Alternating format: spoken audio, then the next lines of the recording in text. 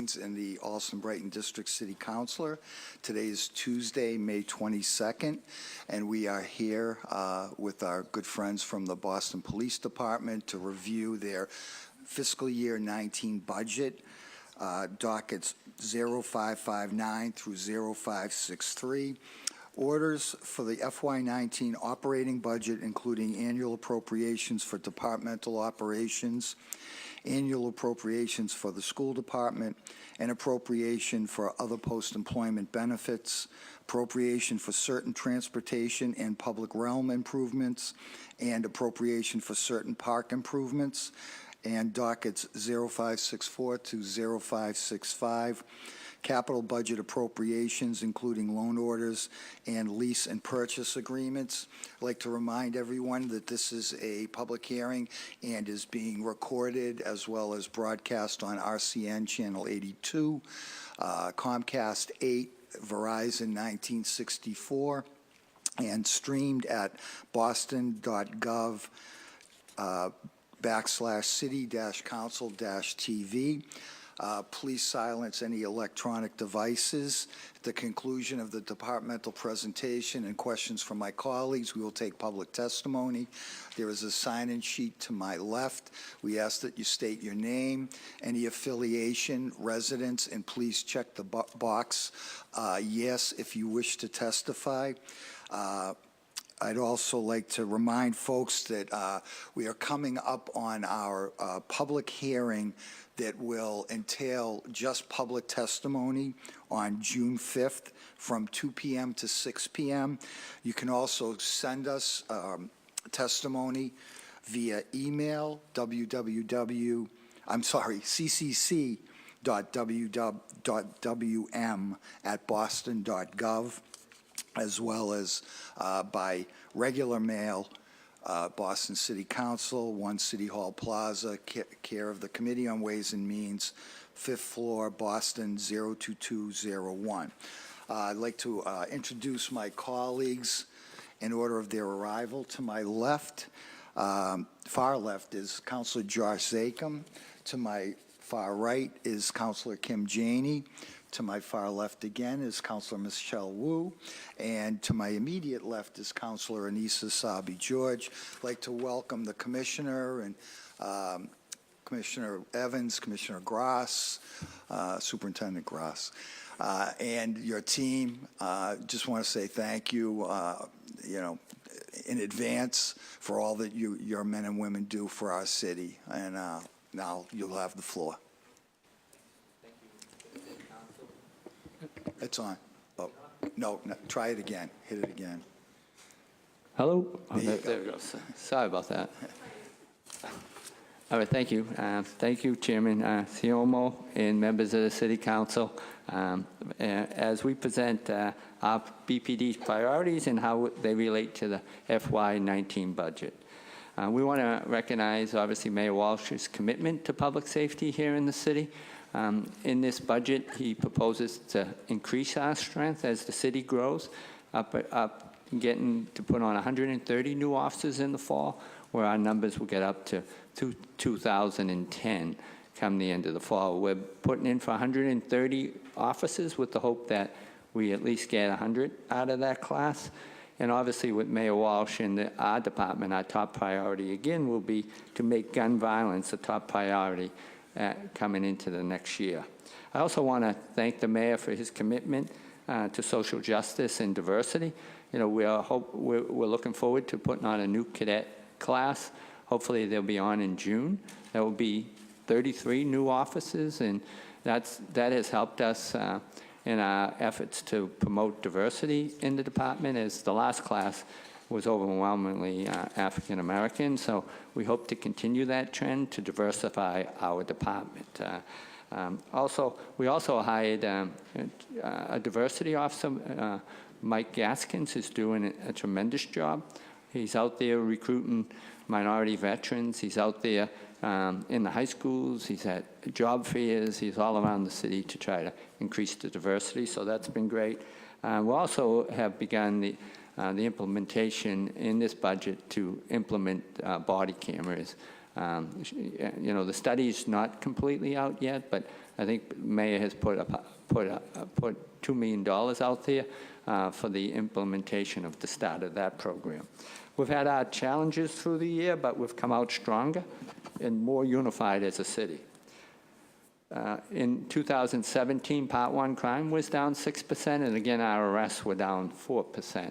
And over the last 4 years with Mayor Walsh, I believe our crime is down almost 20 to 25% in that range, as well as the arrests have gone down almost 30%. So, as the mayor always says, and what our motto, we're not about locking kids up, we're all about lifting kids up. And I think that's our motto, and that's what we strive to really help these kids as opposed to locking them up. In 2017, we took 807 guns off the street, along with 164 replica guns. This year so far, we're up near 300 guns already. I mean, just yesterday, we took 2 off a shooting on Adams and Park, and later in the night, we had one taken off the street in Levant. So the guys continue to work hard to drive the guns off the street. We continue to work great with our partners, the clergy and everyone else, to make progress with our community and with the youth of our community. Examples of this are the development of youth development grants that we've awarded to 11 nonprofits out there, and we'll continue to put on more clinicians through the BEST program. I think we have 3 or 4 hired right now, and we're looking to put out more. That's been very successful, dealing with a lot of the calls we have where there's mental illness in some capacity that's impacted. So the BEST program has been great. Youth police dialogues continue. We just finished a program in April with the Somalian community. We were there for the graduation. That was a great event. And we're currently working with Medicine Wheel and Mike Donahue and his crew in East Boston, which is a youth police dialogue that was started in South Boston. And that's going well to work with a lot of the immigrant community out there who sometimes are fearful of the police. So Medicine Wheel's been going well. We work with Youth Connect, with the social workers to help kids who might get in trouble get the social services they need. We do home visits through Operation Homefront. Sergeant Sexton works with the schools, with the clergy. If there's kids in trouble, they do that. And obviously, with the summer, we always do the Teen Police Academy as well as the Junior Police Academy. So those are some of the ideas. But we will continue to increase community engagement even further going forward. Last year, we did over 100 peace walks in the community from May to December. They've already started this year. We were out at the 12th Baptist Church this past Friday. Last night, we were on Humboldt Ave with Reverend Culpepper walking that particular area. That's a big part of our strategy. We're in the schools with our school police unit. All of us are in the schools reading to the kids just to sort of break down the barriers so they're not afraid of the police. We have flashlight walks. We have coffee with a cop. We do so many events out there with our ice cream truck. It's all about continually engaging with the public. We give out hot dogs, you name it. Christmas time, we give out more toys, all our districts. Other milestones, we went to Puerto Rico to help in the recovery this past year. That was very effective. In each district, we put a patrol rifle. So officers riding around would have the ability to combat something like which happened in East Boston, where sometimes they're confronted with someone who has an assault rifle. Moving forward, our goals for next year are very similar to what they were this year. We'll continue to reduce crime and work to prevent the violence. We'll engage even more with the community out there through our efforts, whether it's basketball games, it's soccer games. Frank Williams runs the tennis program. We're involved in more activities out there, and obviously efficient and timely response to crime and calls for service. A few examples of how we'll reach our goal to reduce violence. Obviously, we target the kids who are driving the violence, and we target the places where the violence are. And I think that's why we continue to drive the violence down in our city. We'll also continue all these youth programs that we've had. We also do all training, all hazards training, especially now with the active shooter events going around the country, whether it was Santa Fe, Houston, which is a terrible tragedy. What we've seen in Parkland and Newtown, we're working with all the public schools. We're working with the Catholic schools. We're working with the Jewish community centers, the hospitals, the universities. We've probably done over 500 active shooter trainings across the country, and we'll continue to do that based on what's going on. And we'll also plan on having a superior officers promotional exam next fall, which is in this budget. We'll continually upgrade our radio system. I think over the last several years, we've spent $25 million to do that, to get it up to speed digitally. We also have in this budget 12 additional LPR cameras out there on the street. And for the first time, we intend on this budget having our officers have access to a smartphone. That way they can get the technology firsthand. A lot of cities around the country have them.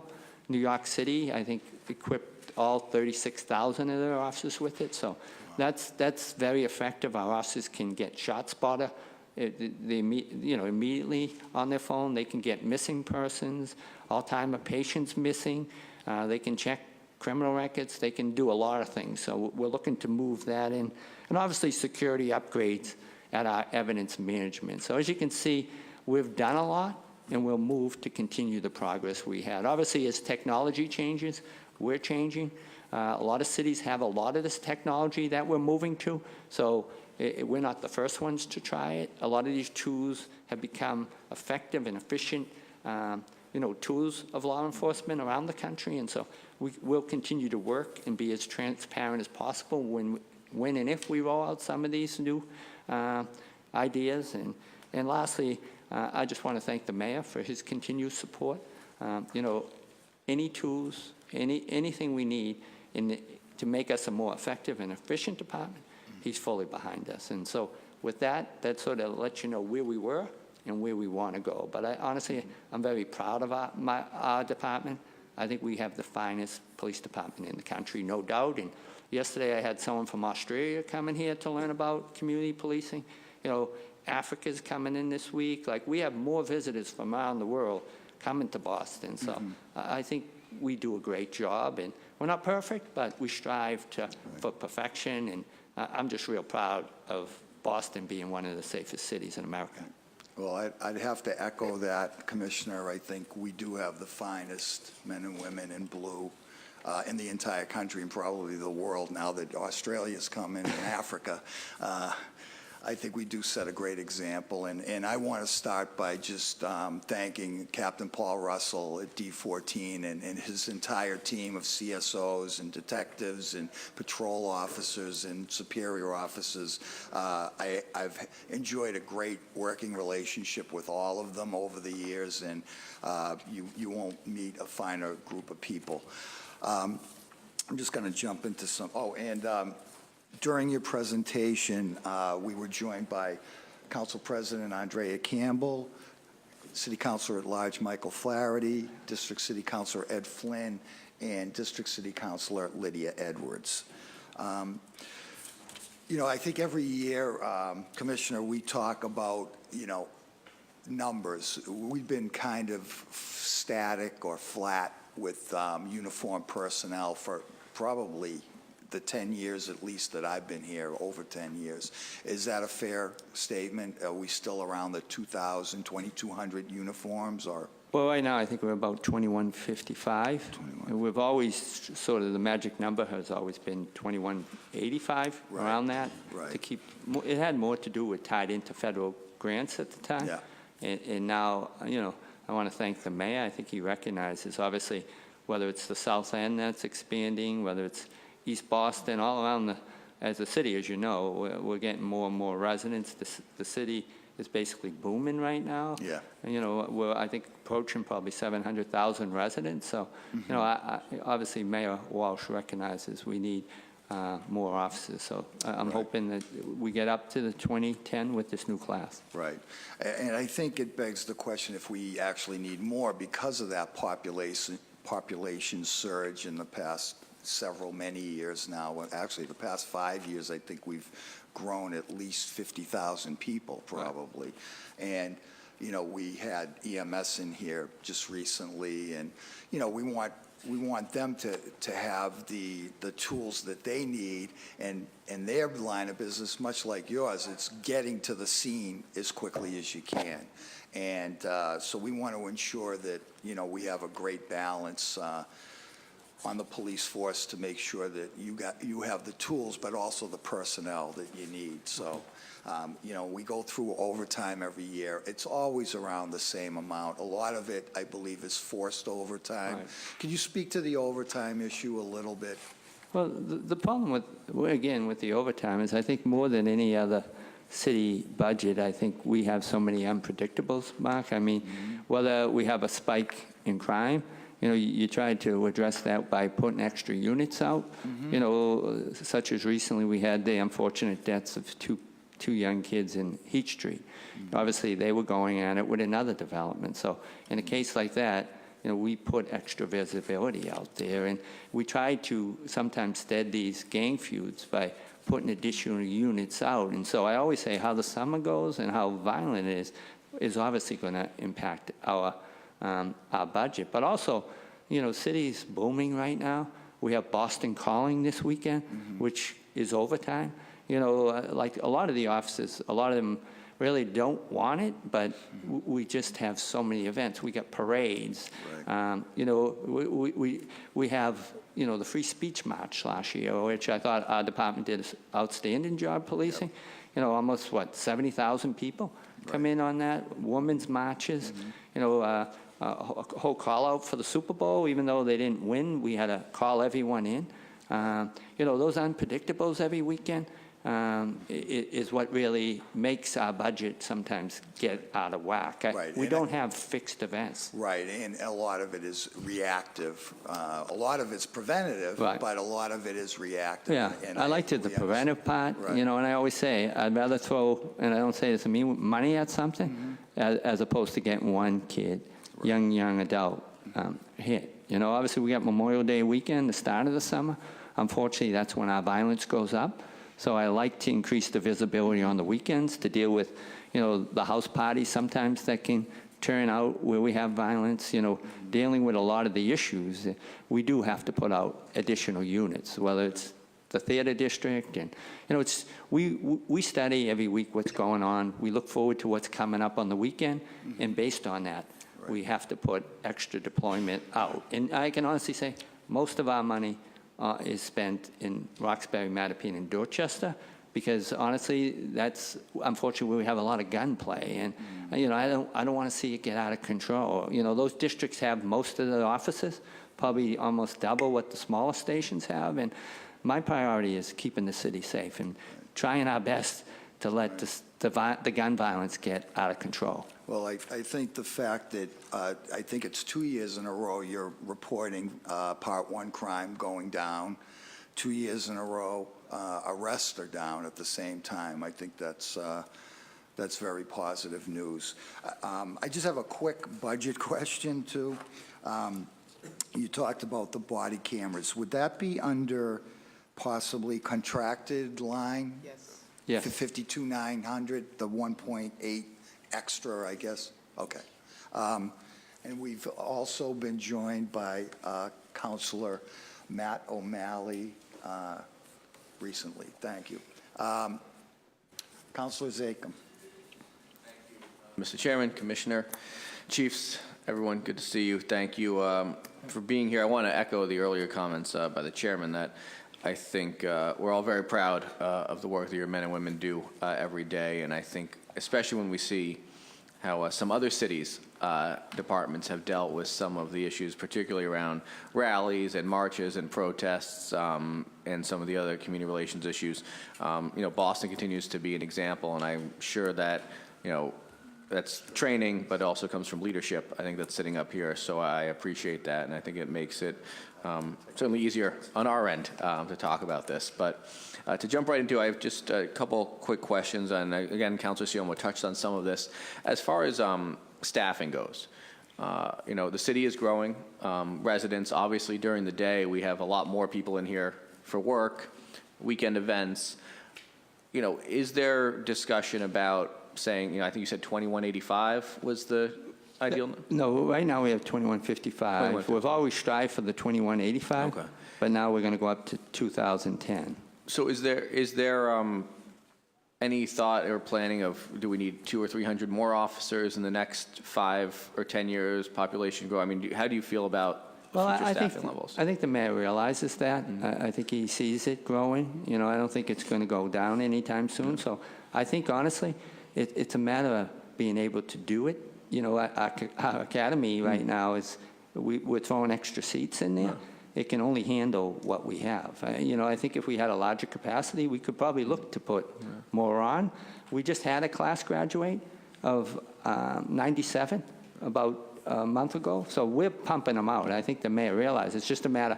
The academy's 6 months, so I think as quick as this one gets out, I think the mayor recognizes he's going to have to get another one in there. So we're trying to keep up with retirements, believe it or not, and we're catching up. Right. No, I think that's something that, often, whatever issues we're talking about, I think people in our neighborhoods really do want to make sure we have the staffing we need. Sure. I think this body would certainly support that, the capacity. On another unrelated issue, on pedestrian cyclist safety, Vision Zero, I know you have been a part of those discussions, and obviously as the transportation department is realigning and redesigning many of our streets. What is the view, or how are you communicating to our officers about, not just speeding and typical traffic violations, but, parking in bike lanes, safety issues like that? I know some of that's BTD. Do your officers have that as on patrol? How does that come in the priorities list? We measure it when we do CompStat every 2 weeks. One of the things we do recognize is how many pedestrian accidents are in each district, how many bicycle accidents, and we also have our crime analysis people look at the intersections where most of them are, and that's where we try to do our enforcement. And so we know Beacon and Mass is a problem. We know Common Mass. It always seems to be the same intersections, and I think you'll see the motorcycles up there, the mop cycles doing it. So we try to concentrate on troubled areas where we're seeing it. This morning, as well as CompStat the other day, I stressed with the summer months, we're really going to increase Operation Crosswalk in and around the park. So when, mothers with the baby carriage or the people going to the parks in the summer, that will make sure people are slowing down. We intend on putting the traffic supervisors out in and around the crosswalks in the park. So we're gearing up for the summer to make sure we can make the bikers as well as the pedestrians as safe as possible. And as folks, and again, how do you see the division between BPD and BTD on, double parking, cars parked in the bike lanes, which, I know my colleagues, we often get tagged on Twitter when people, are seeing this, and they probably tag Boston Police also in the, whose responsibility, how do we see that? I know obviously you have a lot on your plate. Yeah, for the most part, I'll be honest, we concentrate on the real serious hazards, whether it's crosswalks, corners, hydrants. Transportation mostly does residential, bus lane, and pedestrian parking for the most part. We leave it to transportation. If they're overwhelmed, Gina Vandaka will let me know, but we talk almost daily, every other day, on that whole issue. But as far as the bike lane, I think transportation handles that. No. We handle the more serious violations, just to keep our officers free up for the calls. Okay. And I think that's all I have. I just want to say, I know the CSOs that we have in my district that have been working with our neighborhood groups, our civic associations, roundly applauded on a regular basis. So I do think that community policing clearly is effective, and people appreciate having the name, the number, the email address, of an individual officer or a CSO sergeant to talk to on these issues. So I just urge you to continue that, and thank you all for your work. Yeah, and just so you know, Councilor Zachem, we intend on keeping a high visibility in the common. Yeah. I know, unfortunately last year we had a couple tough events, but Captain Fong, Sergeant Doris, and we're committed to three officers down there all the time to make sure we have a safe in a good park where people can safely walk through that. Thank you. Thank you, Mr. Chairman. Counselor, whoa, sorry. Good morning. She snuck out Hello, on me. Morning. everyone. Again, you're going to hear this from everyone, but thank you for what you do day to day, and we're always very, very proud and grateful for the time that you put in to support not just the safety of our residents, but really partnership throughout the city and with the council. So I wanted to dive in a little bit on the external grant funding, because it looks like a lot of the previously awarded funding from, especially from the federal and state level for community outreach programs, is ending. So, things like the Boston Reentry Initiative, Community-Based Violence Prevention Program, EOPSS JAG Youth Engagement, for example. So how are these areas of support getting absorbed into other funding or other programs? Good morning, Council. My name is Morning. John Daly, spelled D-A-L-E-Y for the record. So on the grants, we have had some slowdown in notifications from the federal government about grants. The JAG grant in particular was one that we're concerned about, but they haven't said no. We're still waiting for some previous year funding, and we're waiting to hear what's going to happen going forward. I know there's some lawsuits at the national level that might be holding things up. But, we're looking at plans to deal with those funding shortfalls either through operational funds or through, reallocation of personnel. Okay. Do you have a sense of how, what's sort of the worst case scenario? How much would you be looking to carve out from somewhere else? It's hard to say total dollars, depending on how we reallocate, but I think there's about a $500,000 shortfall on the JAG grant presently, and we're hoping that we do receive word from the federal government on that. Great. In terms of the Youth Connect program, just had noticed that the number of referrals that's sort of listed year in the goal for this year actually projects a decrease in the number of youth who would be referred. Is that program shrinking? Is it expanding?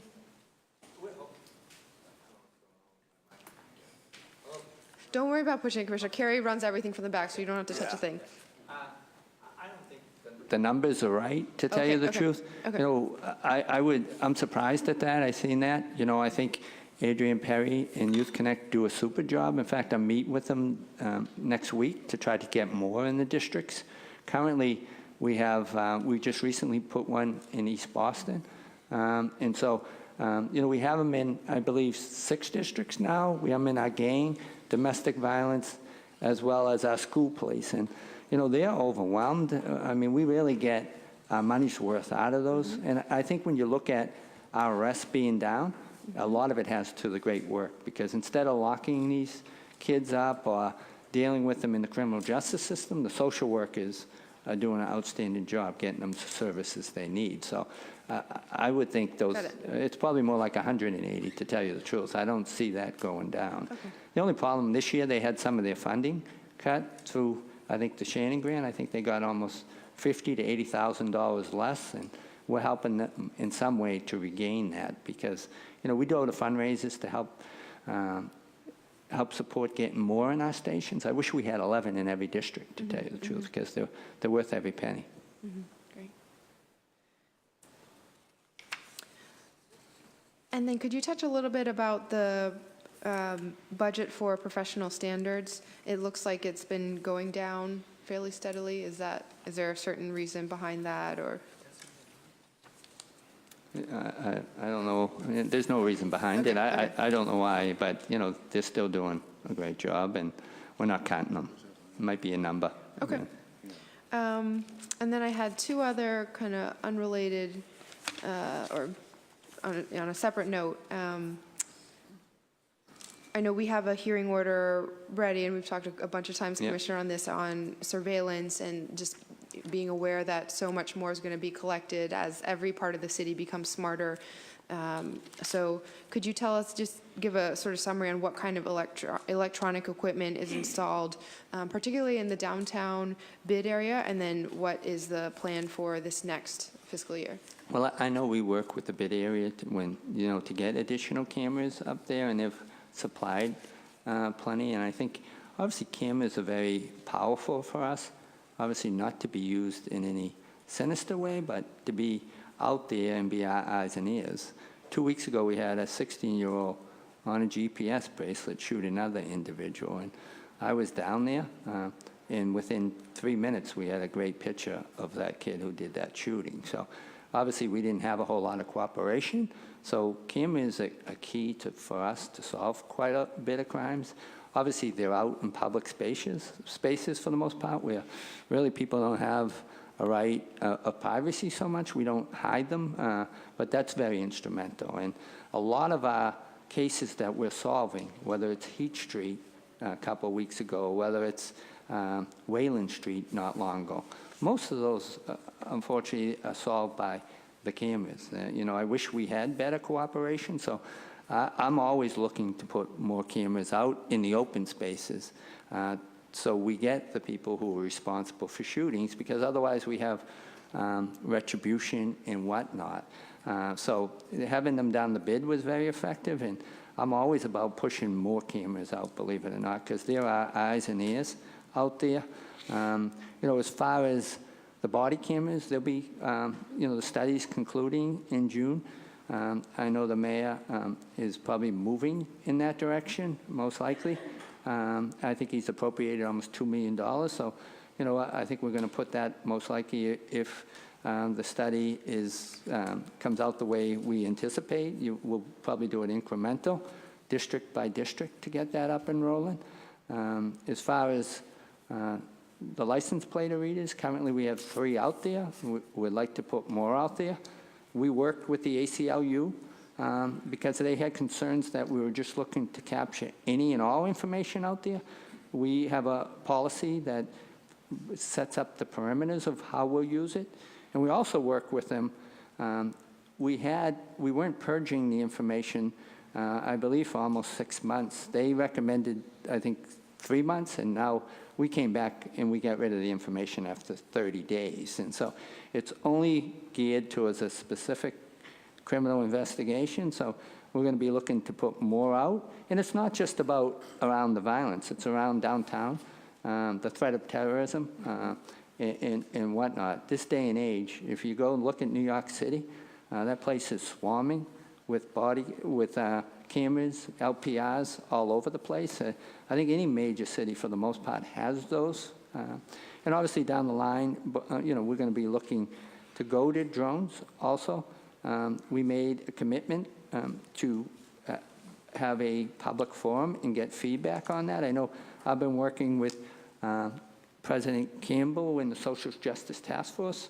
We're going to walk them through it, sort of vet that with them and see, like the body cam is what they would like to see. But when we put that policy out, it's just going to be, again, about putting it in public spaces where no one has an expectation of privacy for specific reasons. And they're key. I know the state police uses them now. Every department, major city department across the country use them. We use them for accident reconstruction, crime scene photos and measurements, missing children, missing Alzheimer's patients, dealing with monitoring protests. Currently, we use a state police helicopter up there. It'd be a little quieter and a little easier if we could monitor it from the brick ourselves. But that will all be put out in a policy, specifically saying what the purpose is. And we will not obviously use it to go into people's homes or into people's private spaces. So that's some of the technology. Obviously, the iPhones I touched on. We're hoping to get all 2,185 offices equipped with them. Hopefully in January, we're going to do that. Great. Chief, were you signaling to speak, or? The Commissioner touched on domestic preparedness. When we have our special events, cameras are instrumental. We have a law enforcement executive command center. Of course, we have liaisons from assisting agencies, and we really rely on technology, especially cameras. And I think drones would enhance that as well as officers receiving the smartphones. But the Commissioner touched on that, so thank you. Okay. Yeah, I mean, I think everyone that I've heard from is united in wanting every community to be as safe as possible and to have the greatest degree of trust as possible as well. So I think it's really just, any action, initiated on my part or with colleagues, I can say has been about trying to set the expectation that there will always be a policy in place, which is what you all have been doing already, and which is what I think, we've had several conversations about moving forward on anyway. So looking forward to having that conversation outside of the budget space on the hearing order.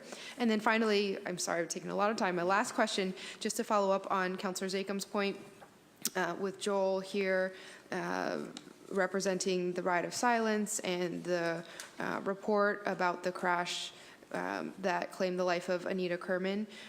He has some suggestions and he'll offer himself, but I was curious about in terms of future process for Vision Zero, and particularly when there are bad crashes and, God forbid, fatalities, whether there could be more direct conversation between members of the cycling community and BPD as they're looking to, develop the report, not to dictate the report or anything, but to include members in a training for officers or some sort of feedback and collaboration. Right. I mean, we're always looking to work with the community, and we'll work with the bikers group if they think that there's some suggestions. But this was an unfortunate accident, I think, and we don't usually get involved with whether they're homicide investigations or bike or pedestrian. That information's usually kept pretty tight for. Not only because of the prosecution, but also for the family. But any suggestions that they think we can do a better job on keeping the bikers safe, we're all about it. But I think this our hearts go out to the victim in this case. The officers did a very thorough investigation. I know sometimes the bikers weren't happy with it, but the facts take us where they do, and that was the end result here.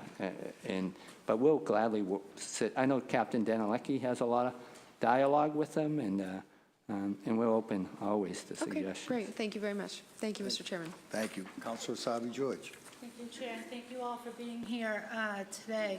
I just want to follow up on a few of Councilor Wu's questions. On Vision Zero, there was once a grant-funded position for someone who coordinated efforts between BPD and BTD. Is that position no longer funded? That's correct, yes. That we lost that position, and that individual did some analysis, in-house analysis, and was able to produce some data around crashes. And was that a helpful position? Because it seems that maybe since that position's gone away, that there's been a lack of data sharing between departments. That's correct. And we've worked with transportation, and we're trying to identify resources to fund a position that would help with that data. Great. Okay, thank you. It would be interesting to find out how we can make that happen. Be more productive. So I have a couple of questions around. I'll use this segment to ask about the crime lab and the crime lab's reaction to the new criminal justice reform bill that was passed up at the State House, and in particular, the sexual assault kits and the turnaround time. Can we talk a little bit about our ability to build capacity at the crime lab in order to conform with the new criminal justice bill? I'm not sure who should take that. Well, I know once they had seen the bill before it was passed, obviously the crime lab wasn't happy with the way it was rolled out. I mean, from what I understand, to have the turnaround within 30 days was very much unrealistic.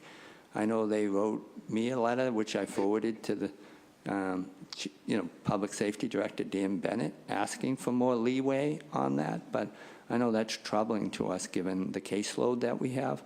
I think we were looking for more like 90 days there, which was more realistic. So we do have a problem with that, Counselor, and we'll just have to see how that plays out. But I know we had opposition to that timeline.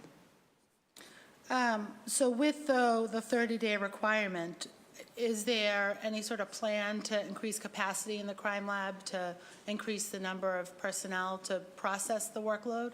We're looking at that right now. Unfortunately, like I said, we're going to have to look at how it's going to impact us when it goes, when it really starts to sort of impact us. But right now, it's troubling to us. We try to stop that part of the bill, but obviously we're going to have to hire more because we can't let these cases get thrown out because we can't process them. So, Yep. we're just going to see, experiment how this goes and see if we can push it. But otherwise, we're going to have to hire. Yeah, no, so asking about this is really to make sure that we can respond to the new criteria and that we have the capacity to do so, because I don't want to see an increase in cases, especially the sexual assault cases being thrown out because we were unable to turn around the time. Can we talk a little bit about the relationship, since I brought up Crime Lab, between the state crime lab and BPD's crime lab? What's the state responsible for? What's BPD responsible for? Well, I think right now the state obviously does the drug testing for the most part, and I know that's slow. We'd like it obviously to be a lot quicker, but their caseload is the whole state. We've always talked about the capability of building our own drug lab, but the expense, we looked at that, is tremendous. But otherwise we do our own testing, obviously, ballistic testing, the DNA testing, all other trace evidence. We do that all in-house for the most part. The state does most of our, the drug testing is mainly their responsibility. And do we use our crime lab for other communities? Not to my knowledge, given our caseload. Most of them ship it to the state. I would wonder if we were to look at increasing our capacity, both just in numbers to continue doing more of the work we do now, but then to expand our workload, if we could, similar to how the academy bills other communities to train, that we could bill our other communities to do some of the lab work as well, similar to what the state does for us with drugs and for other communities with drugs. I mean, it's a possibility, but, obviously we have our hands full processing what we have right now, so that would be obviously a huge increase in cost to build, but also in personnel. Okay, that's it for this round. Thank you. Thank you. Councilor Campbell. Thank you, Councilor Siomo, and thank you, Commissioner, and your team, and Chief, and you guys for being here. I really appreciate it. And thank you to the work that you do every day. I have to give a special shout out to Captain Hussein and McLaughlin, who just came over to C11. We've had some good captains in C11, and he's great already, so thank you, and a thank you to them. I just have a few questions and then some comments, but one is for the body cameras. Where are we with that?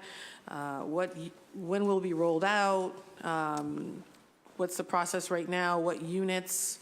Who will be outfitted where? Are we there yet, or where are we?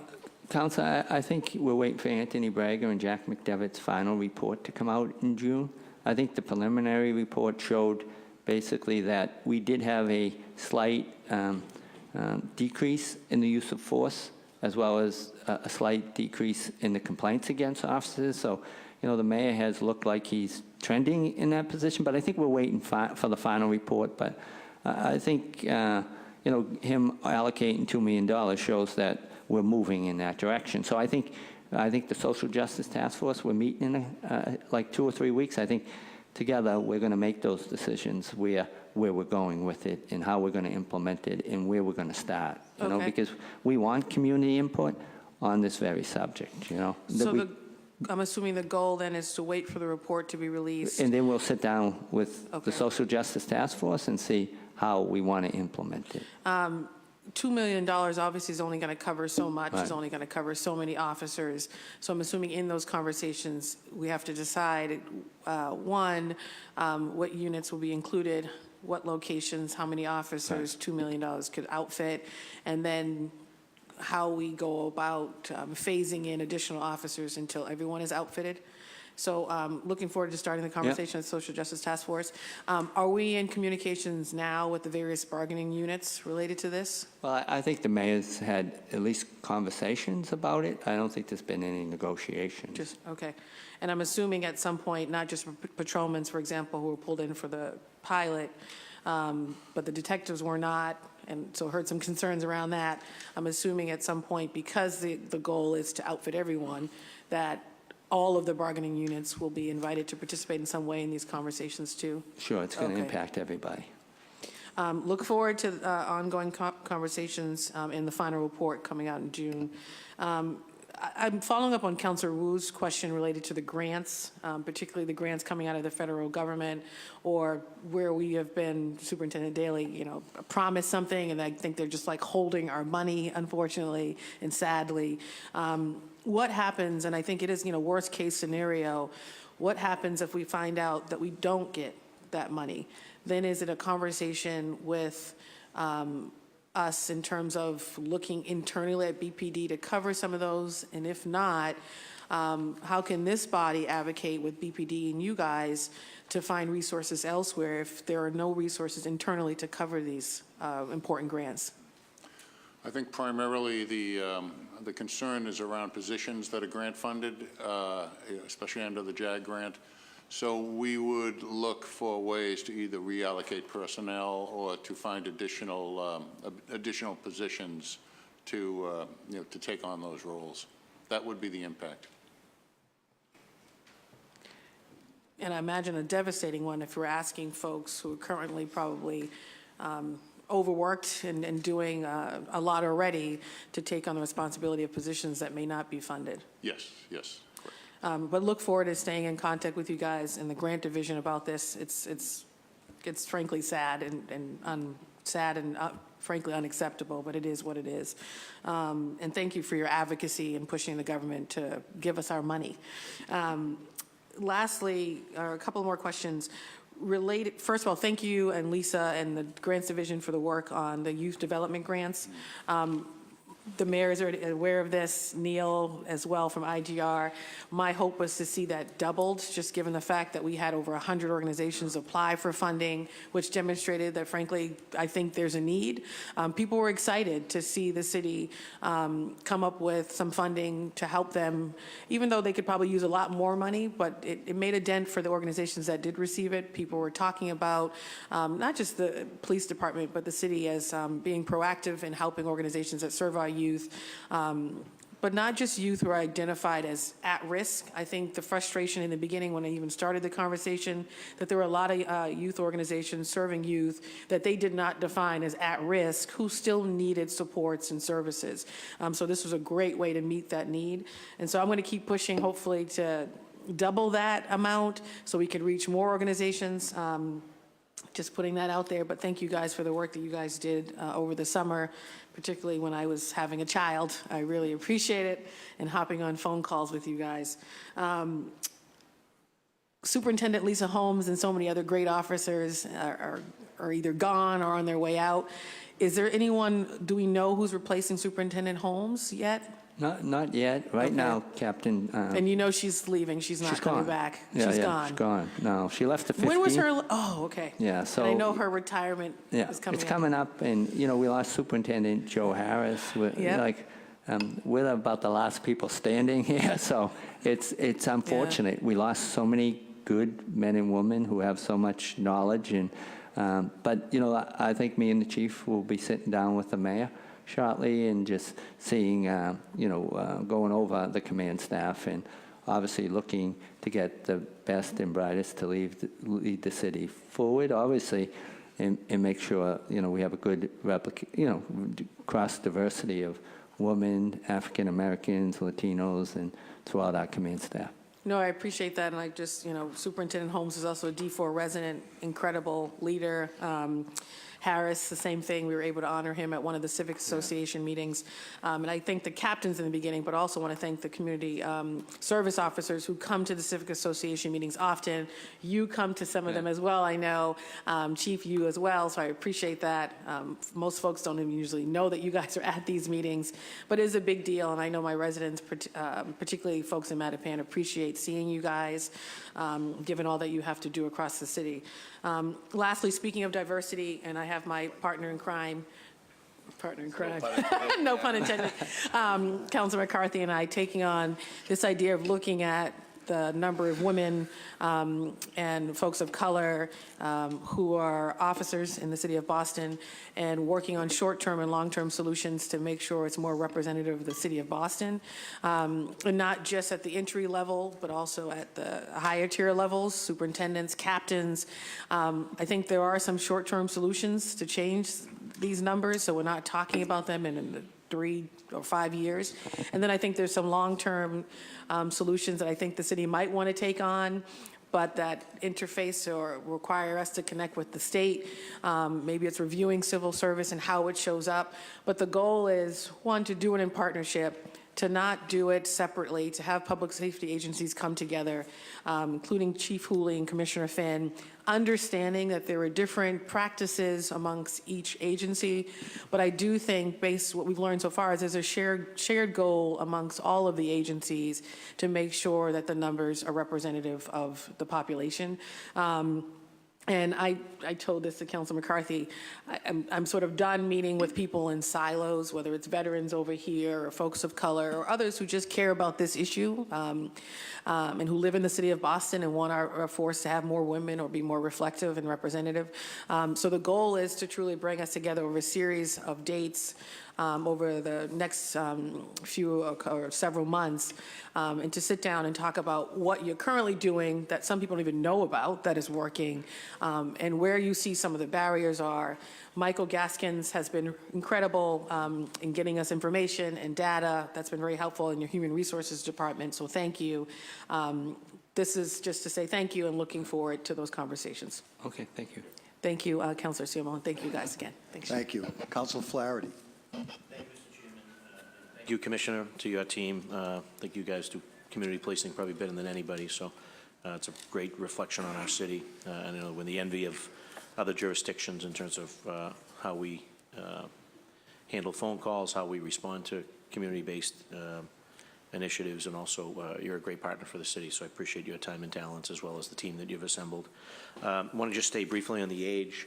I know we have obviously Group 4. This has nothing to do with Group 4, but we have mandatory retirement at 65.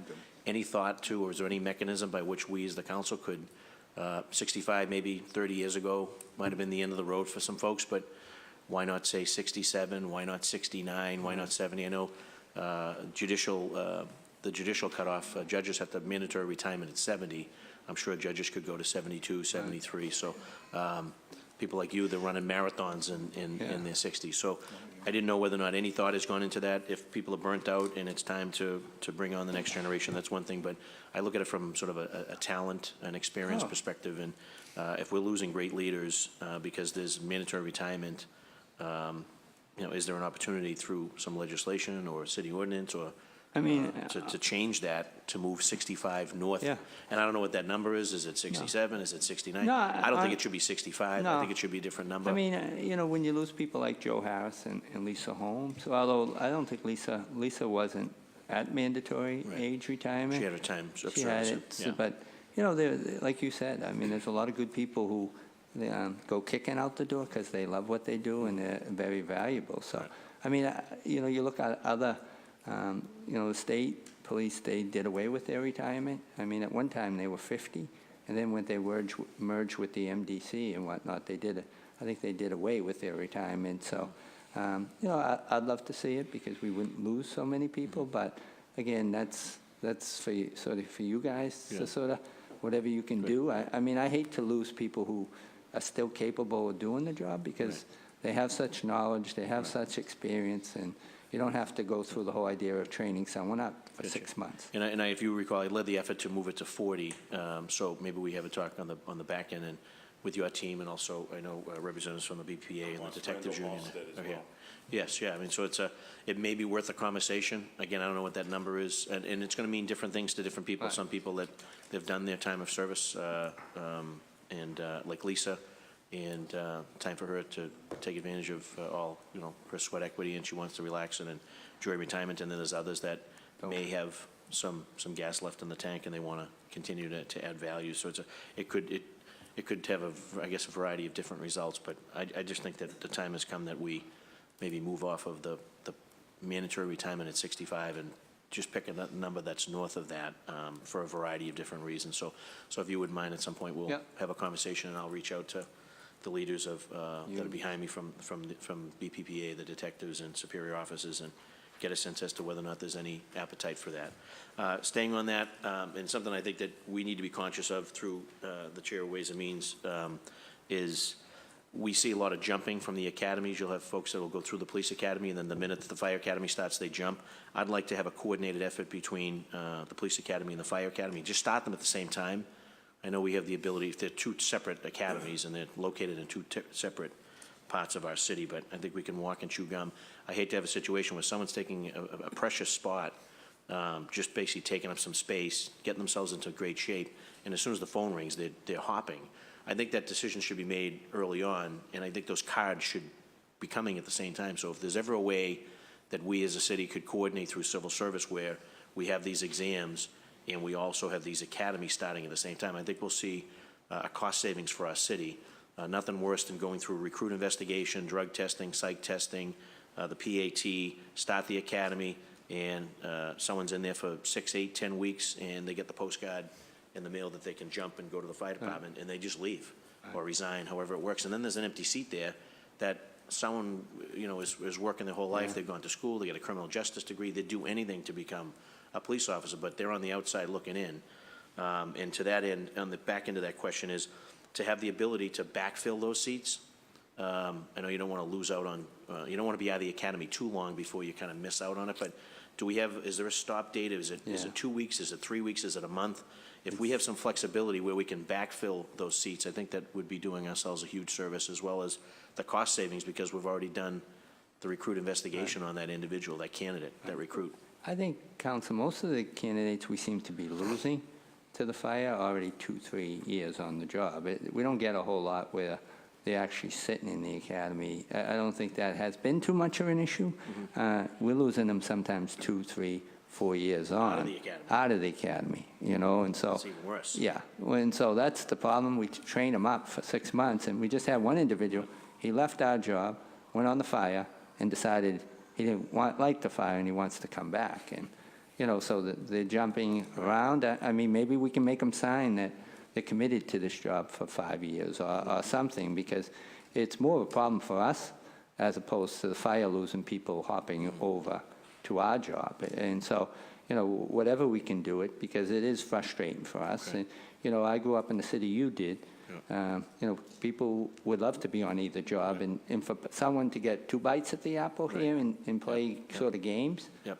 I'm 100% behind you. I would agree with that. And there's a fiduciary response that we have to the taxpayers to try to recognize the savings in that. And I think that, to your point, if we're losing folks that are coming on after 2 or 3 years, we're losing the street training on that as well. So another area that sort of is very perplexing, and look forward to working again with you, as well as the BPPA, the detectives and superior officers, is the situation where we have sergeant detectives, lieutenant detectives, and captain detectives supervising detectives, yet they've never been a detective. I think that is so upside down.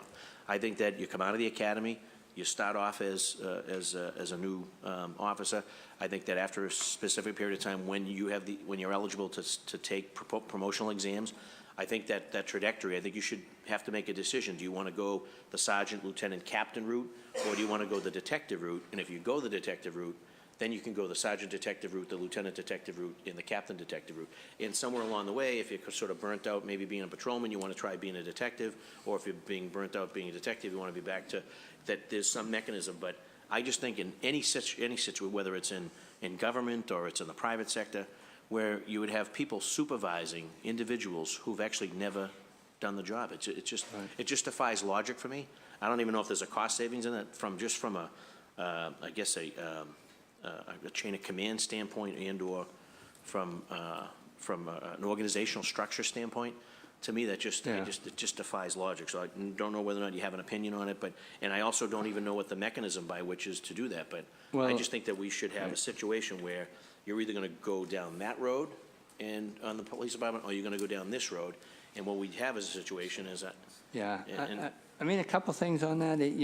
Obviously, it sort of hinders someone's development, because there obviously isn't enough sergeant detectives as opposed to regular sergeants. So, we have probably over 200, 300 sergeants, where sergeant detectives, the number is a lot lower. We have about 10, 11 sergeants each district, and there's only 2 sergeant detectives. So I don't know if that's an avenue that the unions would want, because it would basically, if you're just going to take the detective track, there's not going to be as many jobs out there, Counselor. So, you know what I mean? So from their development. But in those situations, if you go the detective route and you are a detective, then the promotional opportunity for you would be sergeant detective, lieutenant detective, captain But what I'm detective. saying is there's not a whole lot of those jobs. Okay. It really hinders your development in the department, because there's only so many captain detectives, there's only so many lieutenant detectives. Okay. And so if you choose that So there would be a logjam of detectives? right, at they'd the- all be at the stuck, detective ranks? because it very rarely does a sergeant detective job Right.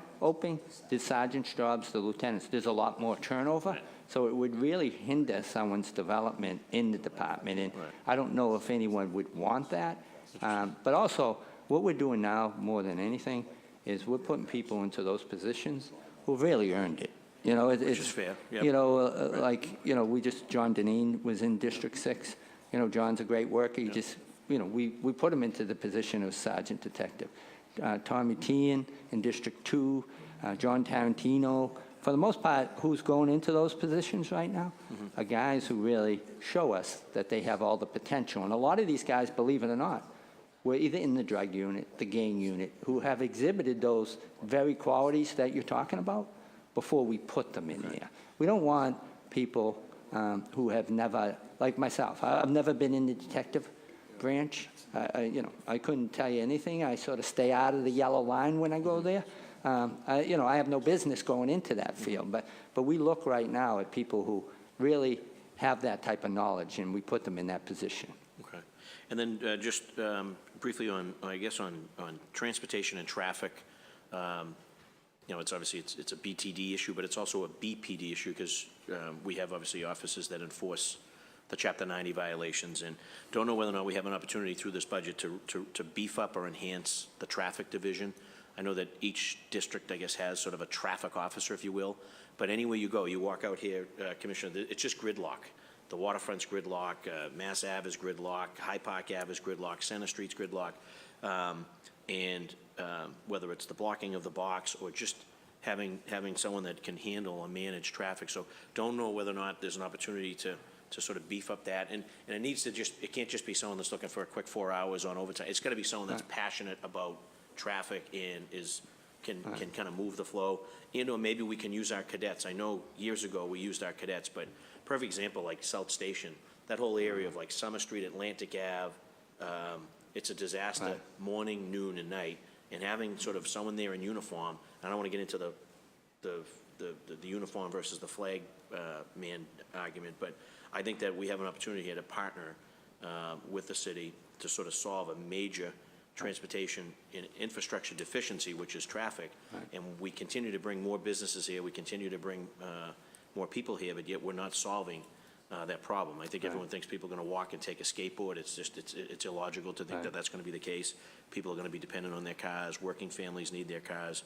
But if we want to continue to encourage commerce and business to come here, I think the police department needs to sort of step up and be a partner and help us solve that problem. And whether, again, it's enhancing the traffic division, whether it's training the men and women in the academy as to how to sort of handle those traffic situations, or maybe even using our cadets and our new recruits to fill in that position to help us out.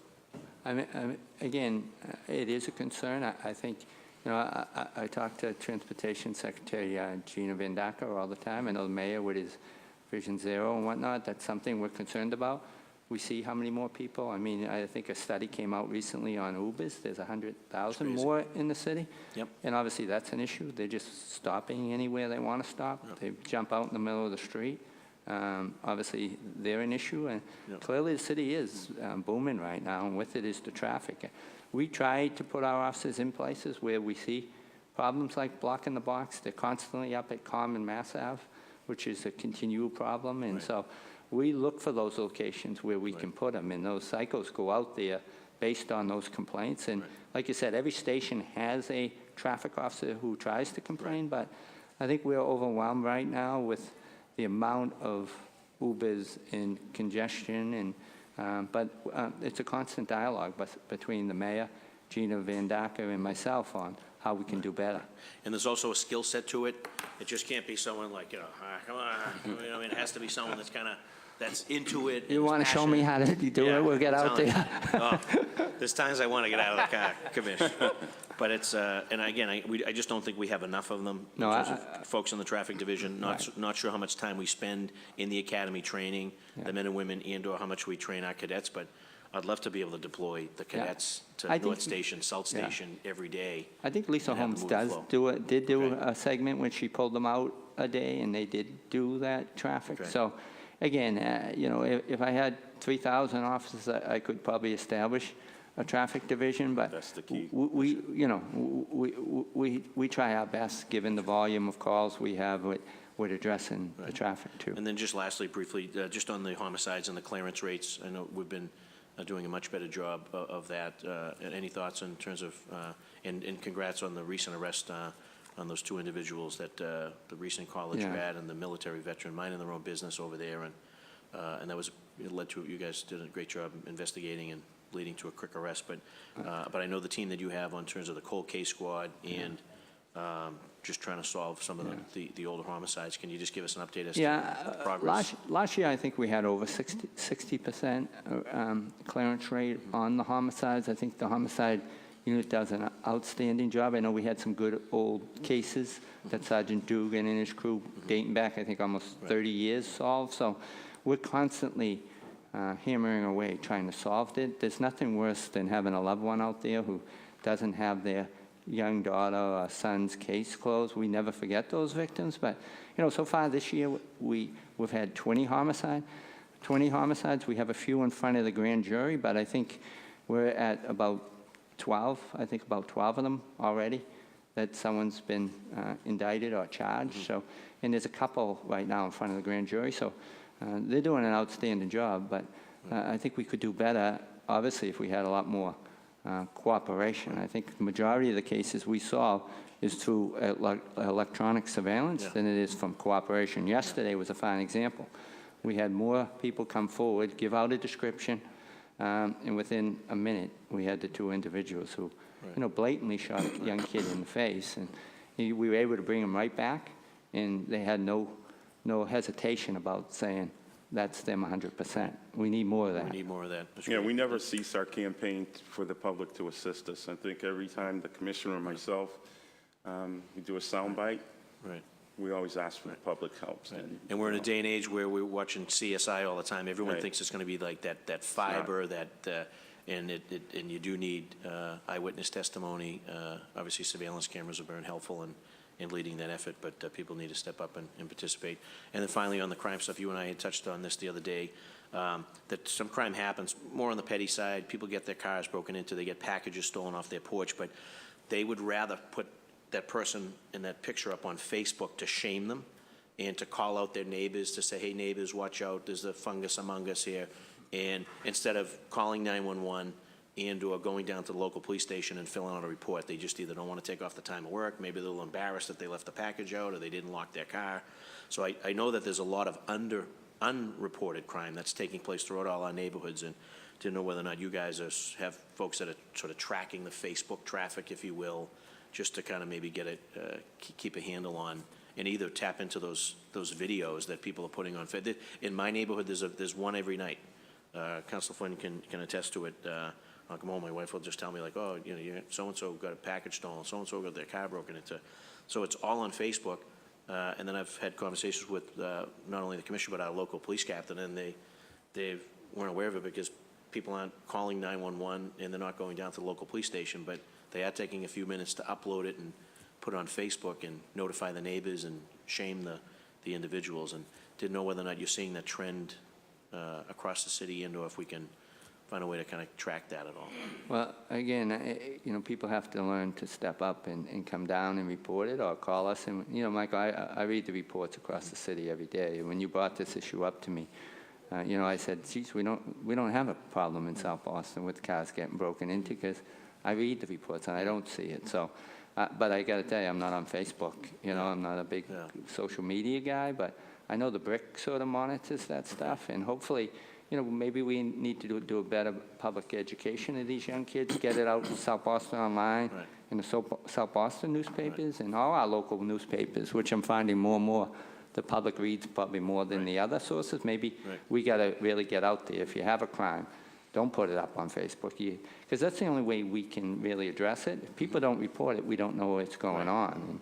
And, and we always talk about this issue. So maybe we have to do a better job at, of telling people, it does no good to put it up on your social page. You got to let us know. And it'll be a part of our informational campaign as well. That'd be great. People experience car breaks. I know the district captains and community service officers often put out pamphlets and communicate with the residents about safety tips, but that's something we can look into as well. It's just petty stuff, but at the same time, it's quality of life crime and Yeah. nuisance crimes, but, yeah, so I appreciate your time and attention to that. And thank you, Mr. Chairman. Thank you. Councilor Flynn.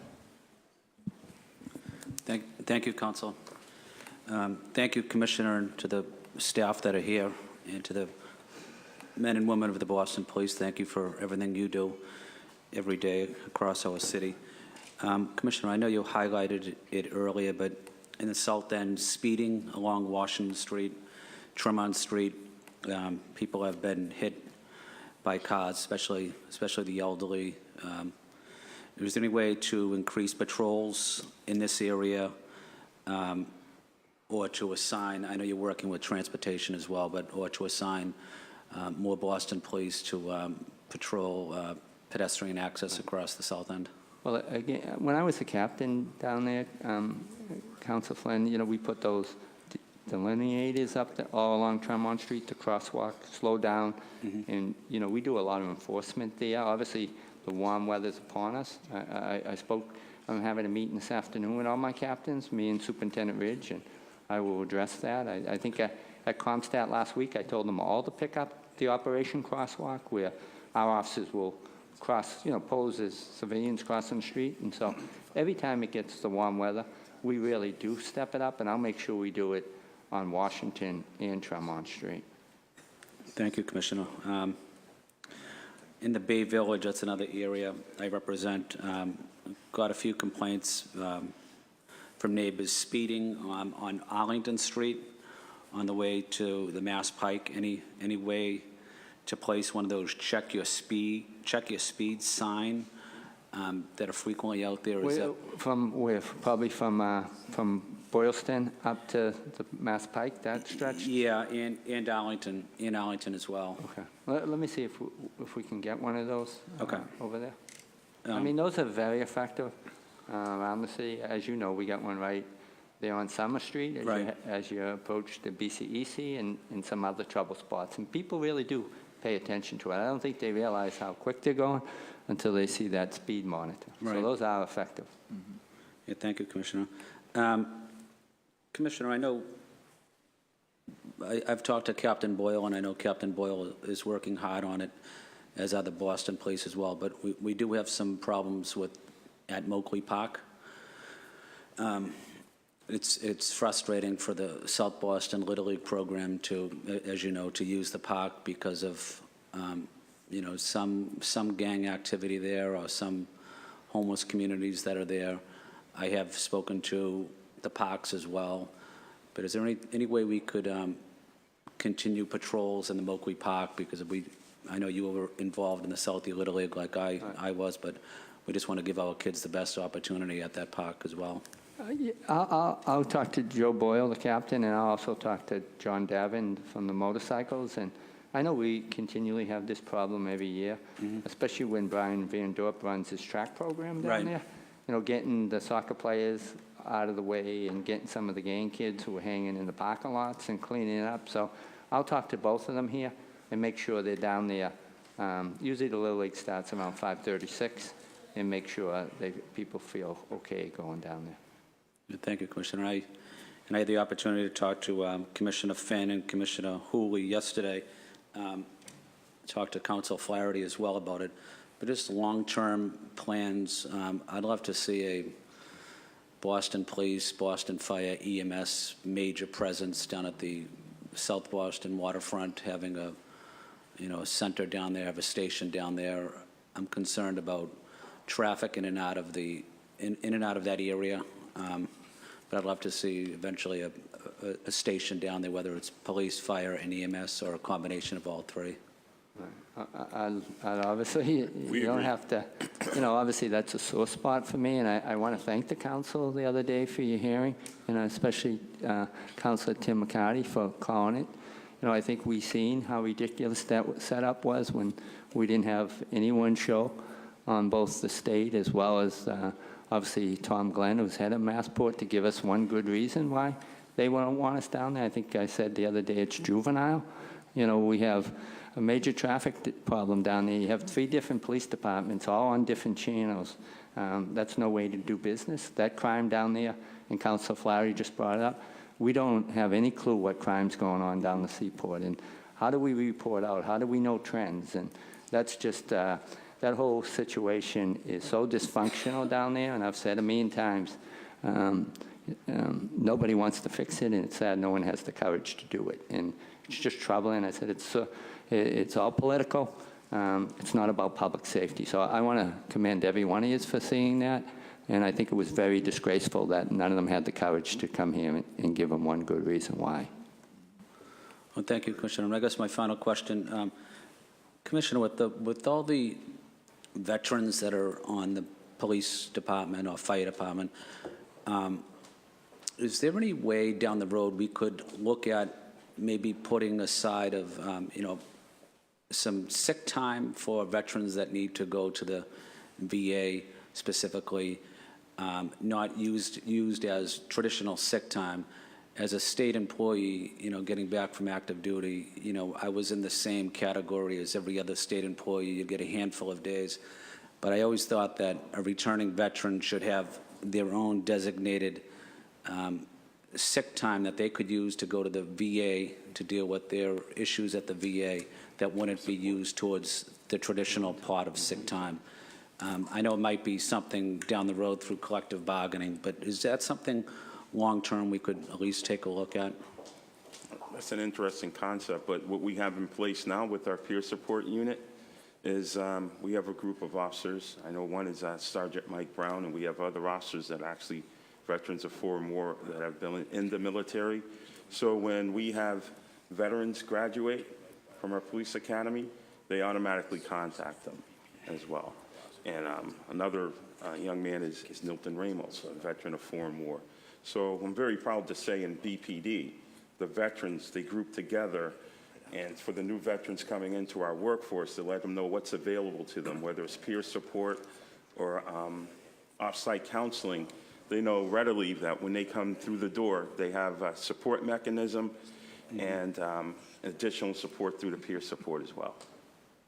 Well, thank you, Chief. And I know the great job you and the Commissioner and all of the men and women do, especially on community policing. I was with you the other night at Castle Square. They had a nice reception for the predominantly Asian community there, but your presence there was felt, and I know the people enjoy talking to you, and it's a great way to interact with the community. So I just wanted to say thank you to the Boston Police for everything they do on community policing as well. Thank you, that's all I have. Thank you. Thank you. And I failed to recognize that we've been joined by Frank Baker and Tim McCarthy, to my right, Chairman of Public Safety. Councilor Edwards is back. You have the floor. Guys sneaking in out so quick. I'm running real quick. I'm learning. I'm learning to pay attention and be involved and stay and ask questions.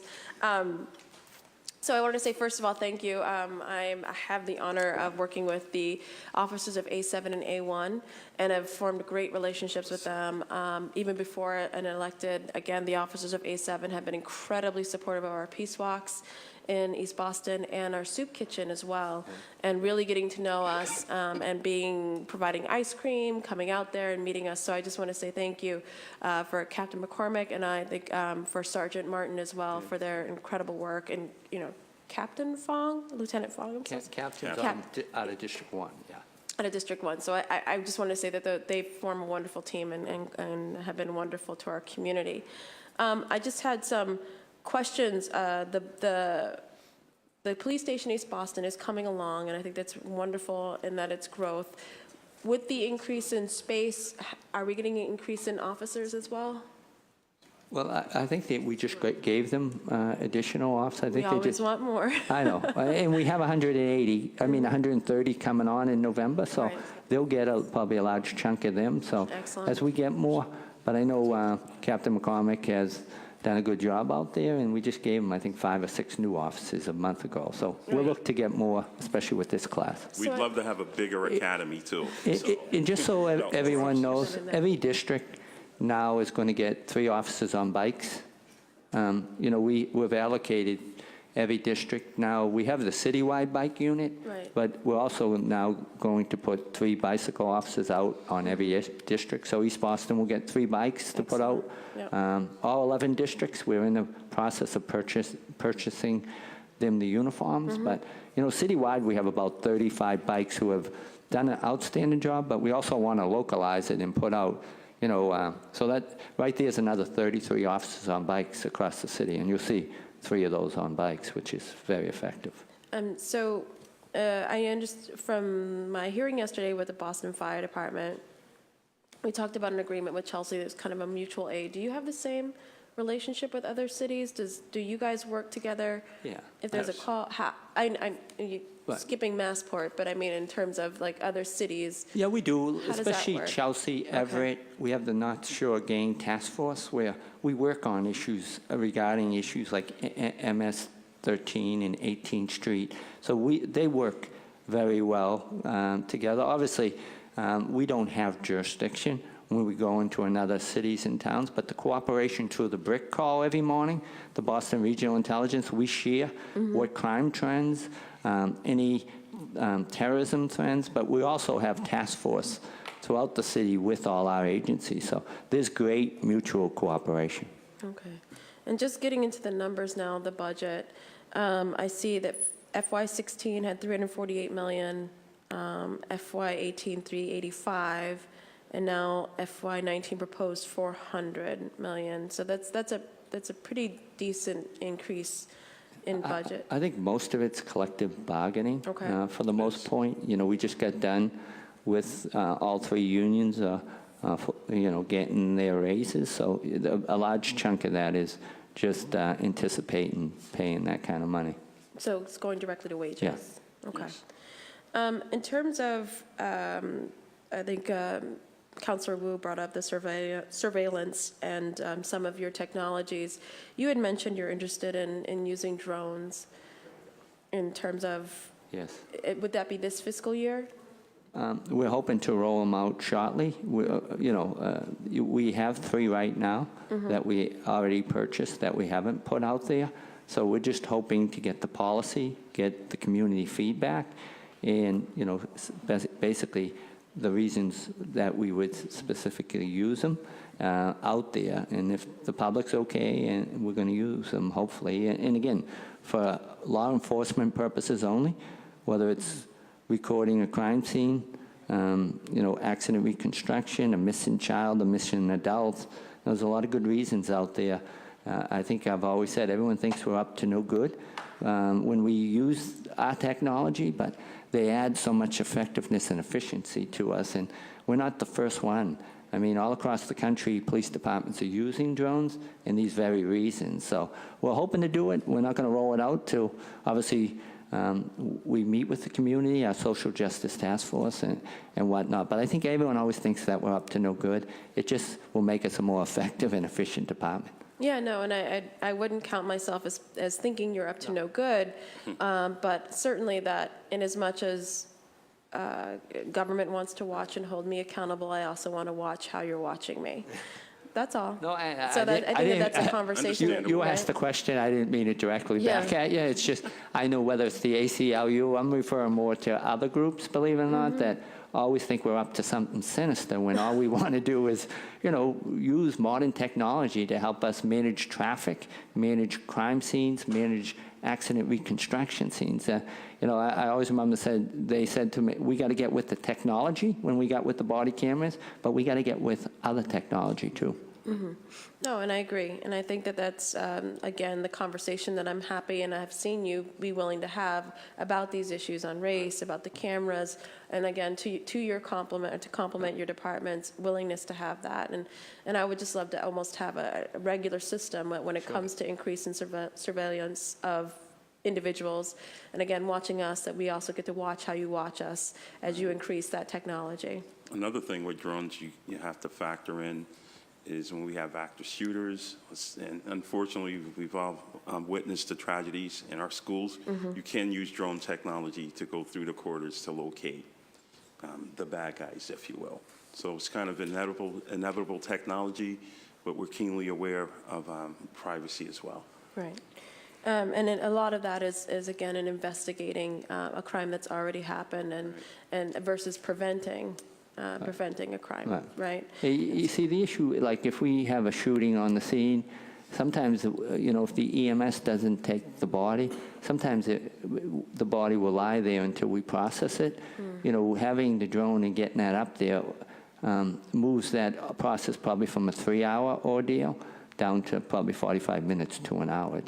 It takes the measurements, it takes the pictures. Right. It's just a quicker way to record a scene, whether it's an accident or a dead body. Well, since it's a conversation, and again, I'm saying thank you for willing to come to the community and talk about these different kinds of surveillance and how you're going to look at us. As part of that conversation, I'd also like to talk about, impacts after the fact. So not only, okay, yes, we're giving you a tentative, we agree that we need this, it's more efficient. All right, so now it's been a year after the fact. I want to know that we're going to come back to the table and talk about this. Yes. Okay. So you mentioned BRIC as one of the, I think it's coordinated effort to share information. Yeah, the Boston Regional Intelligence Unit, yes. And it's all of within 495? Who's in BRIC? About the URC estimating? groups, it's like Everett, Chelsea, all the surrounding Boston communities, Brookline. Every morning, there's a call from all of them.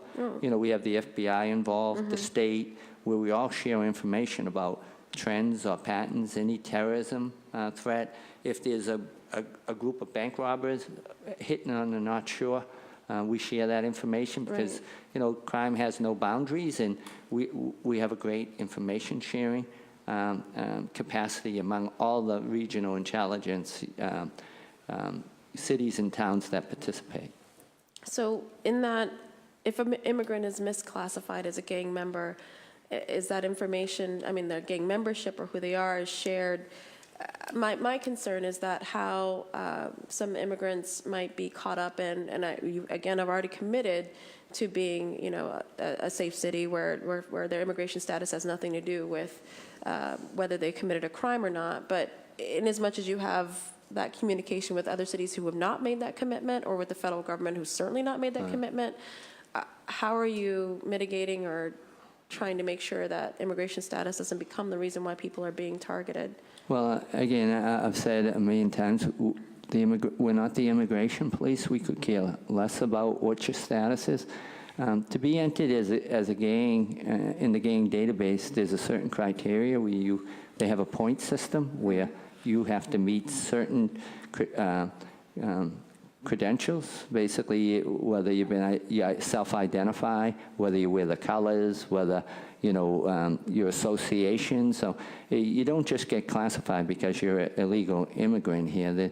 There's a lot of criteria that goes into actually classifying someone. Just because your status is not legal, that doesn't make you a gang member for the most part. I know, especially in East Boston, this has come up with the MS 13th, 18th Street, and so we're very cautious about any time we stereotype someone with that. It's a criteria that will actually get you entry into it. How do you are people notified if they're entered into it? Can you be declassified from there? We do. Yeah, we do classify if someone's out of the game for I'm not sure how many years. They actually get deactivated from it. Okay, and then just one more question on firearms. I was just curious about your plans for the gun buyback program for fiscal year 2019 and overall. Currently, we have a lot of funding. We got funding from private sources. Thank God we had the Mass General, Boston Children's Hospital. We had a coalition of hospitals step up and give us a good amount of money to help support our gun buyback. So a lot of our funding has come from private sources, not from the city budget, and that's ongoing right now. So if anyone's watching, again, if they want to get rid of a gun, just walk into any of our stations. But, you know, last year I think we took over 800 guns off the street. We're about 300 right now. So that's an ongoing, increase. yeah, that's an ongoing effort to take guns off the street. Obviously, I'm troubled with the amount of guns, and I always say it. You know, I'm troubled about this whole idea of Washington and the reciprocity laws being passed, making it easier to carry a gun into Massachusetts. So it's sad this day and age with what's happening in Parkland, what's happening in Santa Fe, that Washington would think it's a time to loosen up gun laws. I think Massachusetts have the toughest, and that's why we have the less gun deaths of any state. You know, we need universal background checks. We need the red flag law, I think, that the legislature is going to pass right now. Yep. The more we can do to keep kids from getting their hands on guns, from loved ones getting their hands on guns. I mean, most gun deaths are by suicide, believe it or not. In Massachusetts. So there's a lot of things that this country could replicate in Massachusetts, which would make it a safer country. Thank you. I'll wait for the second round. Thank you. Councilor O'Malley. Thank you, Mr. Chairman. Good afternoon, ladies and gentlemen. Thank you for the incredible work that you do every day, Commish, Chief, all the members of your team. The night of the horrific double homicide at the Mildred Haley Apartments, there was a woman wonderful woman who's very active in the tenants task force, has really helped turn that around. And she's a single mom. She's got a young son. He's 3 years old. And noticeably, they were terrified. It happened earlier than most. It was about 9:30 at night. And two of your community service officers, Bill Jones and George Diaz, just waited with this mother. Her son was just a reassuring presence there. What I think underscored the importance of the work that you do each and every day is that the son knew both of the officers by name. He was 3 years old. He knew both of those officers by name, George Diaz, Bill Jones, because they're out every week during hot dog night in the summer and taking an unimaginably stressful, traumatic, horrifying experience and just having two reassuring figures there, I think underscores what the men and women of the Boston Police Department do better than any other force in the country. So I am profoundly grateful to them and to all of you for the great work that happens. Just want to tick through a couple of quick questions. First, in the line item, this may be for you, Lisa. Bureau of Professional Development's up $3 million, or just under $2.9 million, if I have that correct. I'm sorry, Counsel, but I don't know where you're seeing that. This is on the BPD operating budget, volume 3, page 201. Unless I may be misinformed. Yep. It's $10.4 million for total budget 19. It was $7.5 million last year.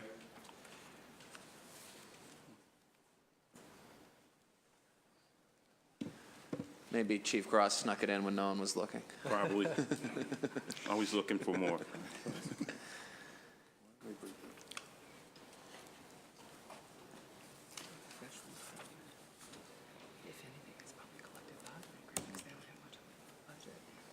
Counsel, I'll get back to you on that, but if I had to guess, most of that is personnel expenses due to collective bargaining agreement. Okay, so that would be different. Okay, so we can follow up later. Just more curious than anything else, and then the follow-up to that would be field services is increased by just under $8 million. That would definitely be collective bargaining agreement. Personnel. Okay, so combined, that would be about $10–11 million for collective bargaining with the new contract. Okay, we'll follow up offline after.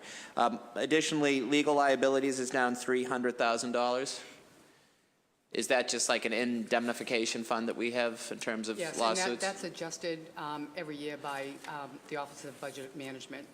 So so the settlements for legal funds comes directly out of your budget. It doesn't come out of sort of the general fund or the city's corporation council. Is that correct? Well, it's part of our budget, which is part of the overall general fund, but it's adjusted accordingly based on actual payments,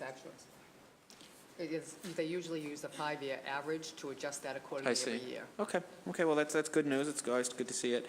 Auto energy supplies, which is line 5300, is down $300,000, which I'm delighted to see. Yes, and that's basically because of the reduced rates that we're seeing currently in the market. I mean, I know that prices are going up, but overall, they've So come because down. gas is less expensive? Yes, And that's good. correct. Okay. What about, have we explored any electric vehicles for your fleet? I know it may be cost prohibitive now, but I'm going to reiterate this line of questioning with most large departments that have a significant fleet of vehicles.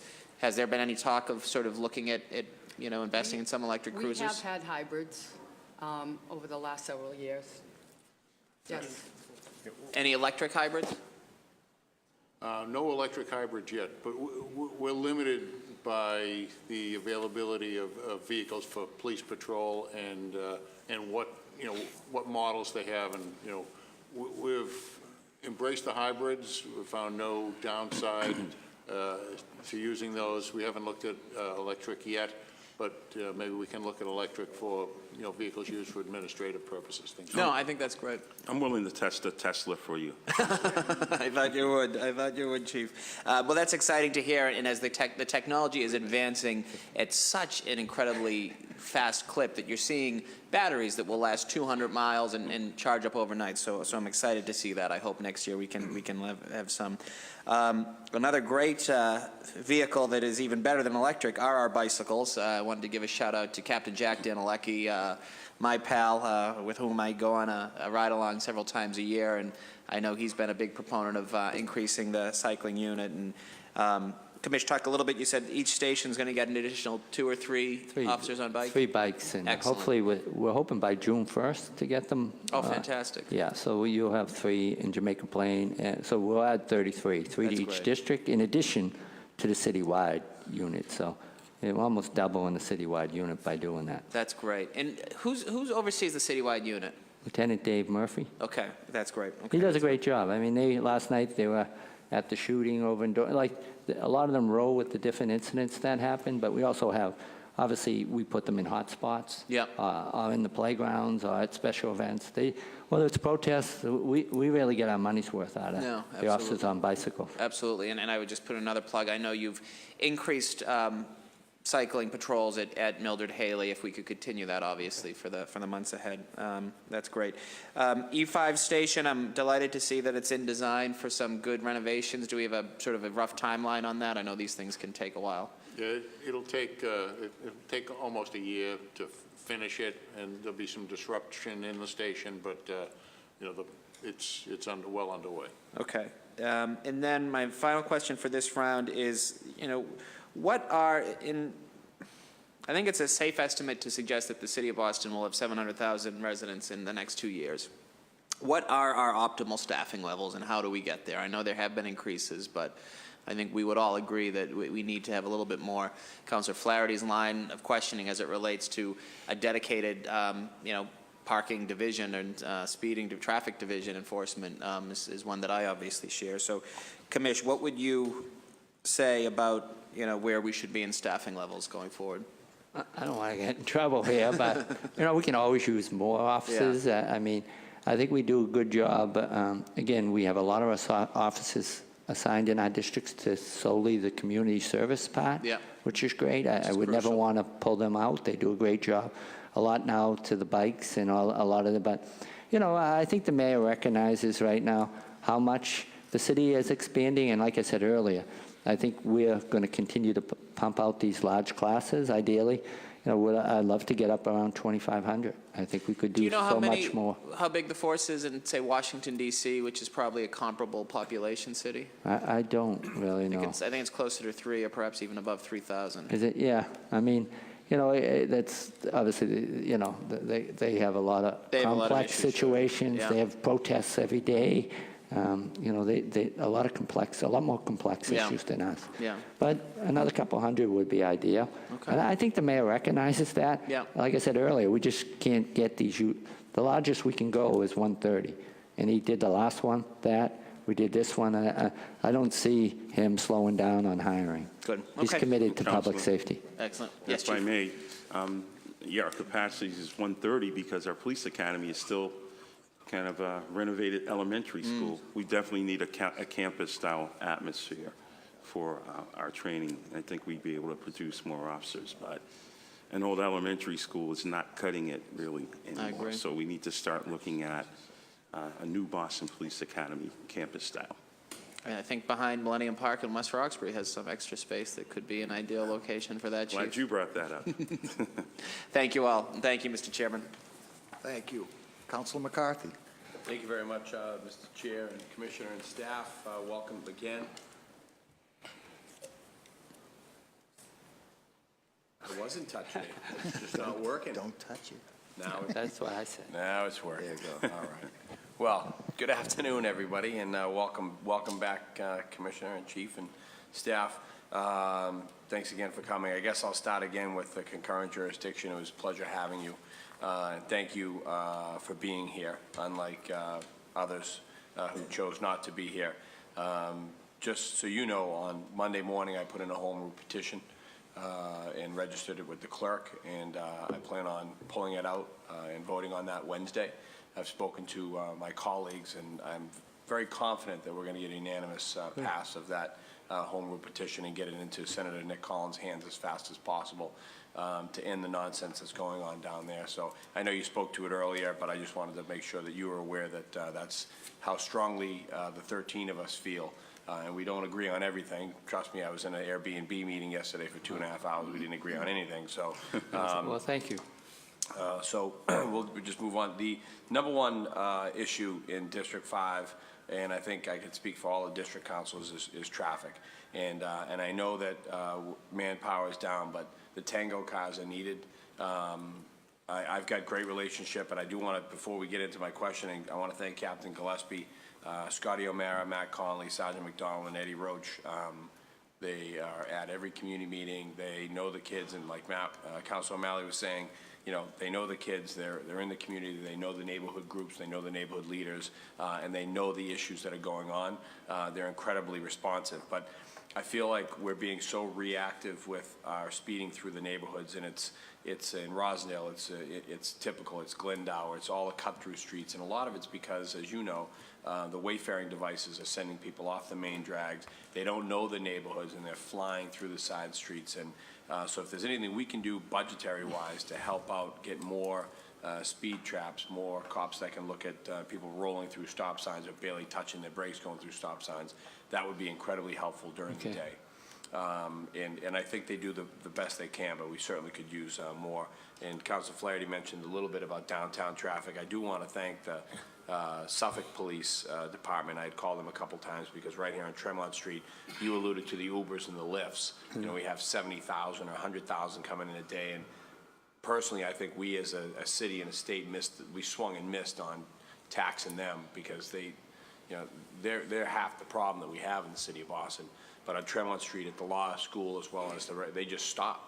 And then when you honk at them, they just turn away and they pretend you're not there, but they shrink Tremont Street from 3 lanes to 1. And it just becomes, then you start blocking the box and then it all goes crazy. So I did reach out to Suffolk, and they seem to have put an officer on the sidewalk shooing people along. So that might be a little more of that might be necessary. I've been getting a lot of calls lately on police cars, marked cruisers outside the city limits.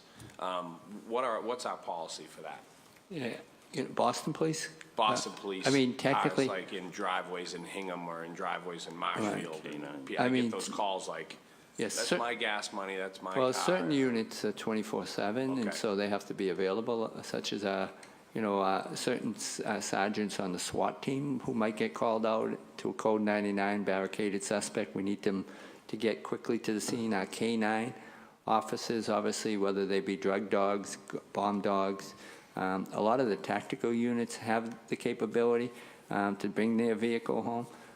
Obviously, there's a lot of unmarked vehicles, the same reason. A lot of the detectives are on call, sergeant detectives, lieutenant detectives, who respond to major crimes, whether they are late at night or early in the morning. So we have a comprehensive list of who is authorized. Now, as far as a marked unit that a regular patrol officer, anytime they go outside the city, they're to notify operations and give their mileage, and they're not supposed to leave the city unless they have authorization.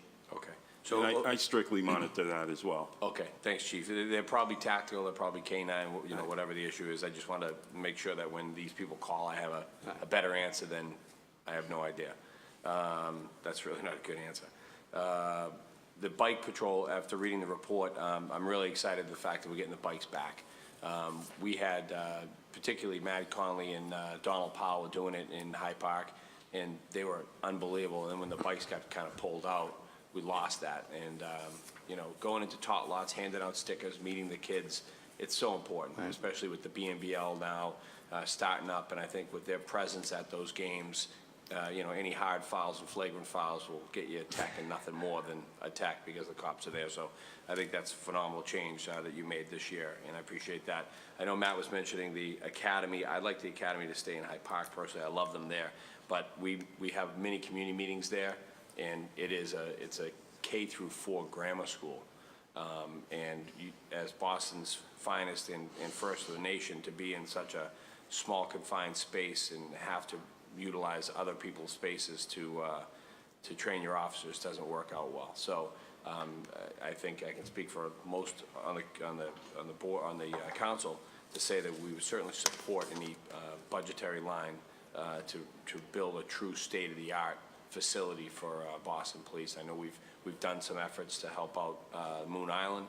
EMS is getting a new training center as well, and you know, you should be in the pipeline to get another one, wherever it is. I'd love to see it stay in Hyde Park personally, but the Boston Police Department, your school unit police, you're increasing those numbers. Can you just speak a little to that, especially after what happened in Santa Fe last week? Well, you know, Sergeant Sexton and his crew do a super job every day working in and around the schools. Obviously, they do a lot of reading to the kids. They work with all the principals in the school. But, you know, this, unfortunately, after what happened in Parkland and what happened recently in Santa Fe, you know, there's always an increase in threats. And Tommy and his team do a good job working with the clergy and some of the social service, whether it's Youth Connect, visiting these homes of kids who might act out on social media or make threats to another student. And, you know, they vet them pretty closely. And, you know, one particular individual they thought was very serious in East Boston. And, you know, they arrested him because his threats were more criminal intent than most of them. And so they do a good job working with the teachers on these threats, as well as making sure they have the training should an active shooter incident happen. You know, Tommy and the school police work with our academy staff, Sergeant Blake and them, to do extensive training around, heaven forbid something like that happen, what everybody's responsibilities are. So beefing up the school unit, I did that when I became commissioner, and I'll continue to do it because it's so important that we build relationships with these young kids at such an early age, because unfortunately sometimes they're being told that we're the bad guys out there. I think nothing's more important than reading to kids and building that trusting relationship in the schools and really advocating for these kids to do well in their lives. Yeah. Thank you so much. And last, I just want to give a shout out to Lisa Holmes for her retirement. I doubt she's watching. Generally, it's only my dad and Matt O'Malley's dad, mom, who watches this. But Lisa and I met 25 years ago when I first started with the city, and we've been friends ever since. So I just want to wish her the best of the best for a long and healthy retirement. I don't think she's going away. I think she's going to try to help out, believe it or not, with a lot of the nonprofits. Yeah, you know, I wouldn't be surprised. Yeah, we did a great event up in your area about 2 weeks ago. She had about 30 big sisters, and she does that. She does a great job with that program. So, you know, I don't think she might have left this job, but I think her heart's in helping the young kids around the city. So I think we'll still see her around. All right, sounds good. Thank you. Great. Council Baker. Mr. Chair. Good morning, Commissioner, and your team. Thank you for coming out for what you men and women do for the city. Billy, can you, can you talk about the license plate readers a little bit? What do they look like? Is it just like a shot spotter up, like similar to that? John, maybe you can talk to that. Technology guy. Go ahead, John. Sure, they're little devices, they're basically cameras, Yeah. specialized cameras that pull up the plate. A lot of the, the actual cost is in the devices that, the technology that decodes the photo, turns it into text, and then just stores that text. Okay. And those will be in areas of, like, high-risk areas, or? Yeah, I mean, we'll put them where where the violence is, where we have the hot spots, but also in places like Copley Square, Yeah. where you worry about terrorism, with the marathon, down around the transportation hubs, whether it's Yeah. South Station, North Station. Heaven forbid we have an incident. Having that ability to catch maybe one of the vehicles that might have been involved is key. And whether it's London, New York, all the big cities have them. Yeah. I don't even know. New York probably has 1,000 of them out Yeah. there. Yeah. It's important. Yeah, and along those lines there, do we have an actual camera, and this is probably to you too, John, an actual camera plan, like a citywide camera plan or a wish list of what we'd like to see happen in the next 5 or 7 years? Yeah, I think, the short list is that we need more cameras. Yeah. And we're looking at different ways to accomplish that. We'll partner with the BHA on their camera initiative. We have our own cameras out there. We partner with transportation on their cameras, working with the BID and, other entities that can help fund cameras that we can sort of leverage common interests on. So we're looking, for expansion whenever we can, trying to just manage the cost of that expansion. BHA cameras, excuse me, did, a couple years ago we worked on it. I don't know what happened with it, but Villa Victoria, they had 25 cameras or so in there. Were we able to connect on with the brick system in Villa Victoria? We did we have, I think, on the outskirts of Villa Victoria, we had the 4 cameras Okay. that we did integrate with our system. I don't know about inside the development, if those were. Yeah, well, that was part of the plan. We were getting the exit routes and the entrance routes, Yes. and then also we were trying to get BHA on board to interface with us. So you don't think Yeah. that happened?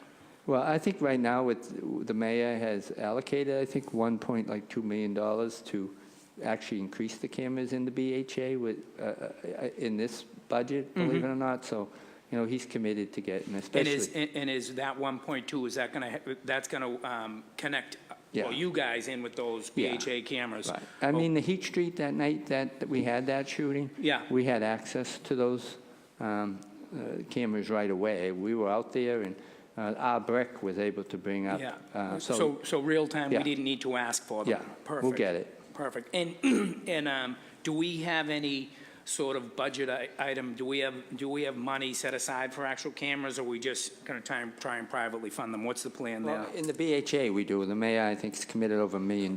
Is that our only place we have money for cameras? Well, I believe so. Right now, we do. I mean, we're continually working with even private businesses Yeah. to whether it's along Hancock Street, Bowdoin, Geneva.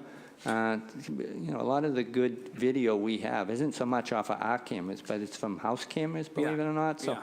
again, the more cameras we get out there, the better off I think we are. Yeah, because my big ask from development is to land cameras, and I always want them to be cameras that are interfaced with you guys, so you have them in real time. Hancock Street, I have commitments from developers. Right. South Bay, did those cameras over there, Yeah. are they connected to you, John, the South Bay cameras? Do you know of them, or you're not sure? Not if it's a private entity, not yet. No, I haven't heard anything about that, those people. Okay, yeah, because I have commitments from multiple developers, and we have the BRA today, so I'd like to figure out the way, how do we get the developers now to put the money up and make sure that they're our cameras, so if we can stay in contact on that. I've been working with the BRA to help you guys out on that. Okay.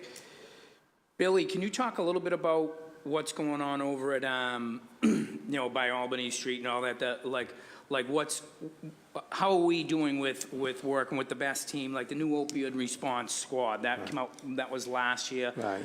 Are we seeing any results, or is it more,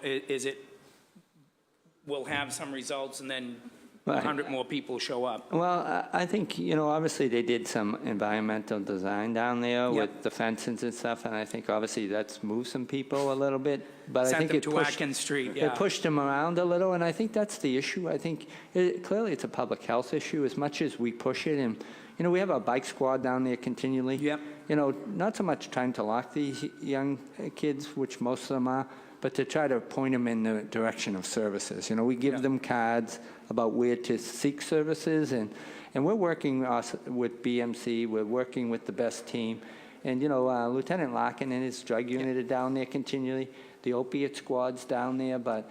And what does the opioid squad do? Well, for the most part, they work with a lot of the kids who overdose. They do home visits. Yeah, so is and that follow-ups. what Larkin's doing?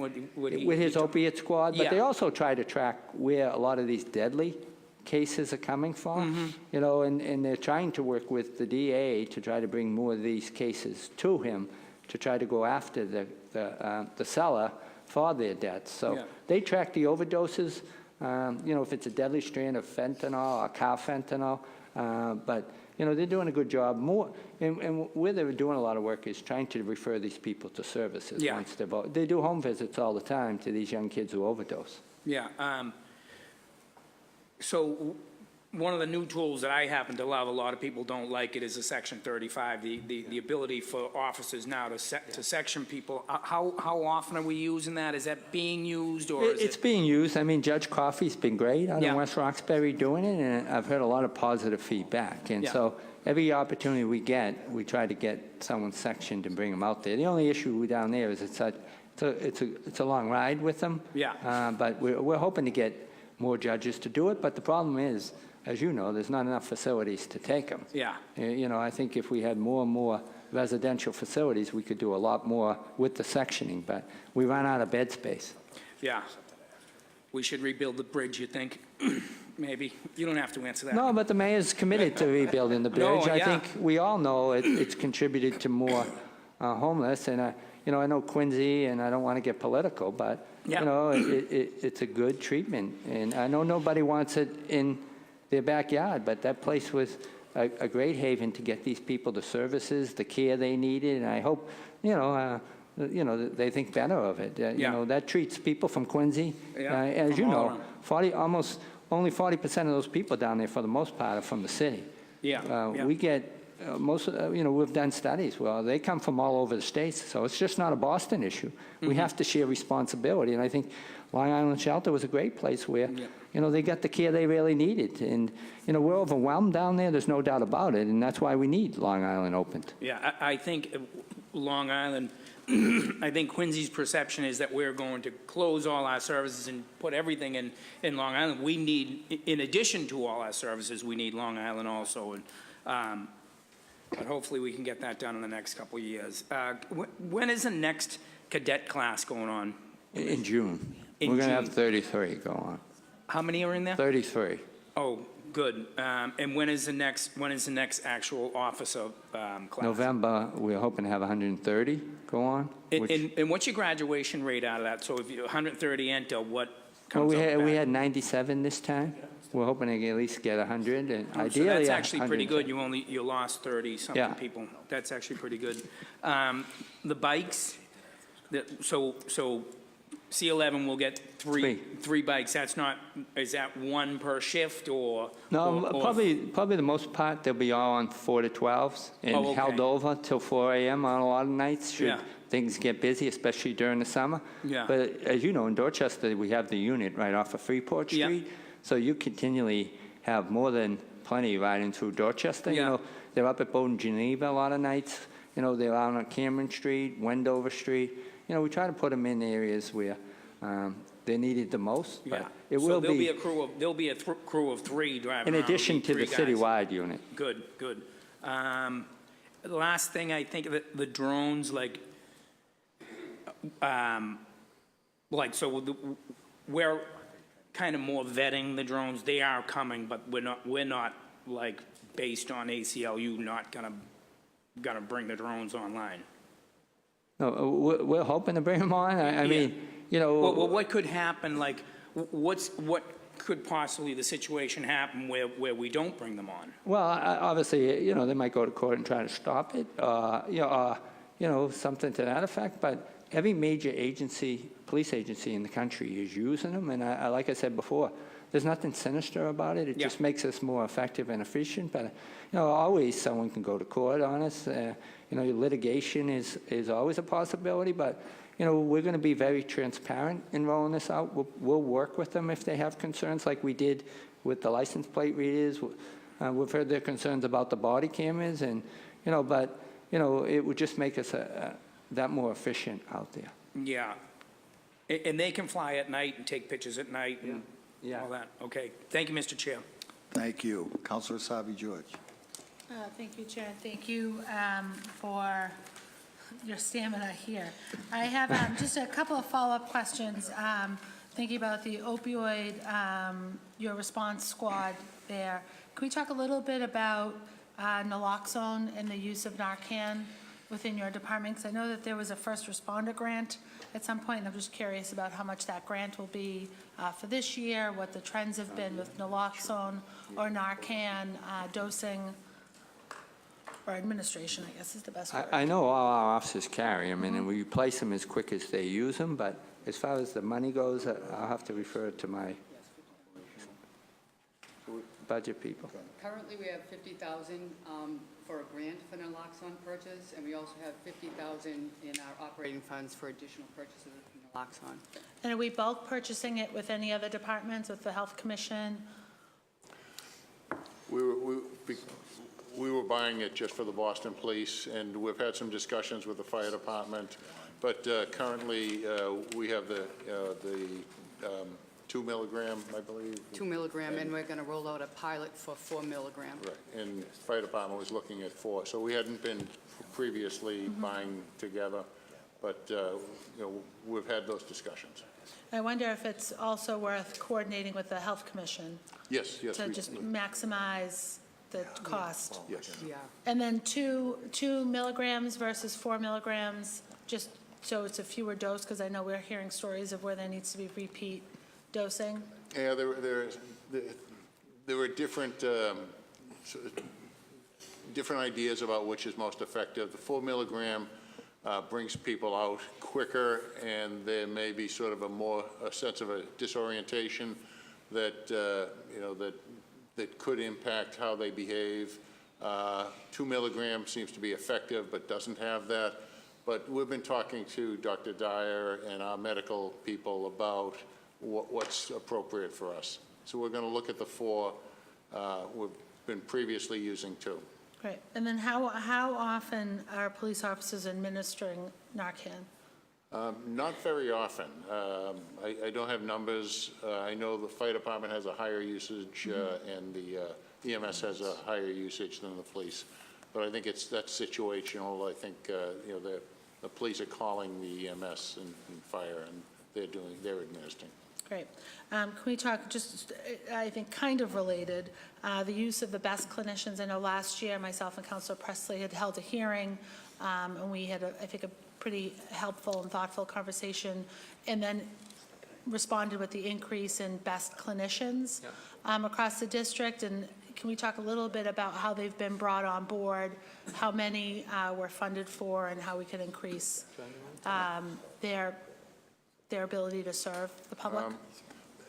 I think the impact has been extremely positive.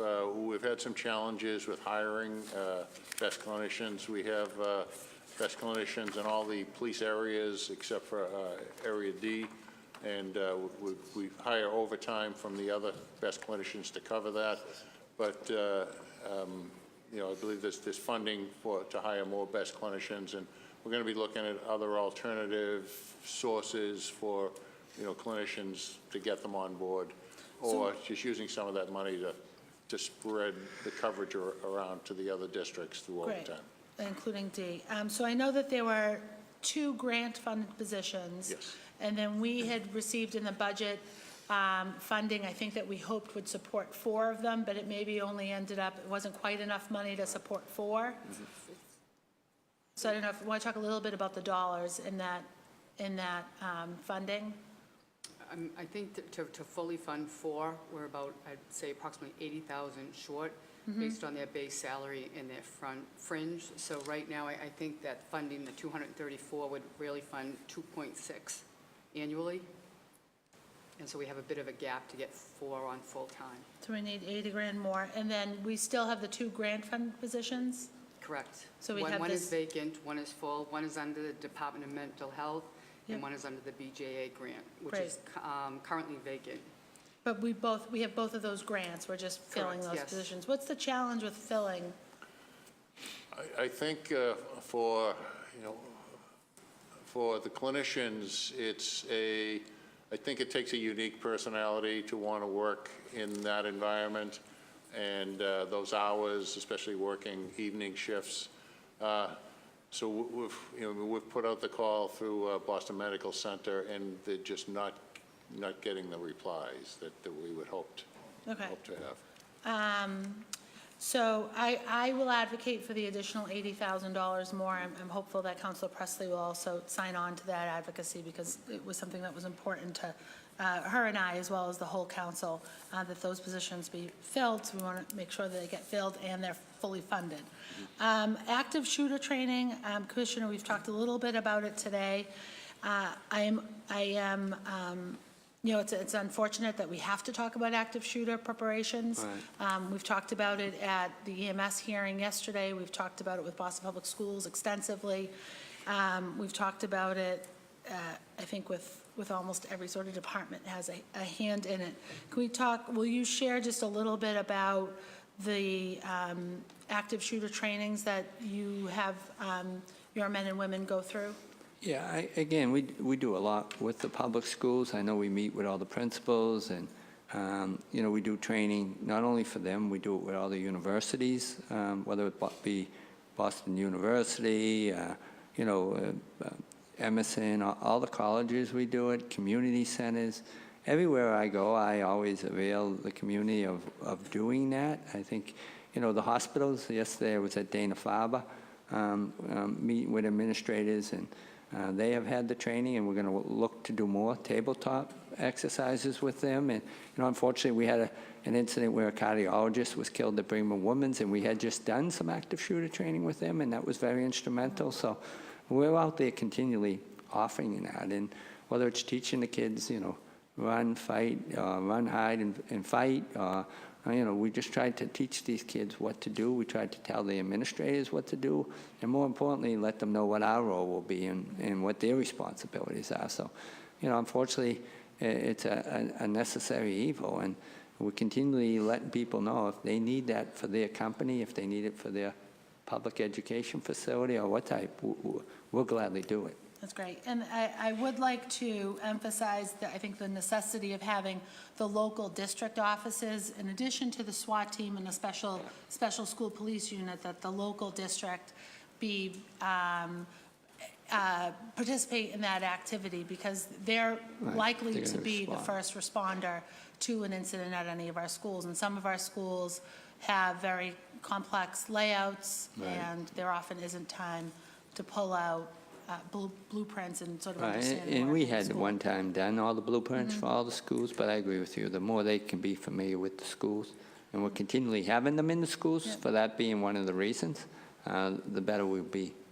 And BPS is going through and doing their own school audit right now for front door, main entrances, for, looking at the PA system, classroom doors, and whether or not teachers and administrators have access to keys and properly locking doors, making sure that exterior doors are all closed, that there's a reception process when guests come into the building, and there are protocols in place. But one of the pieces that I wasn't confident in was what the protocol would be should there be an incident that takes place, what the protocol is for families and for community to reunite with children if kids are evacuated from a building. I think it's really important that that protocol be in place. Yeah, and I think that's sort of something that each school principal should have probably and roll out with the parents. Like if there is an incident, where does everybody meet up? Like if it was the Quincy school, heaven forbid, maybe they'll meet down beyond Tufts at Wash and Stewart.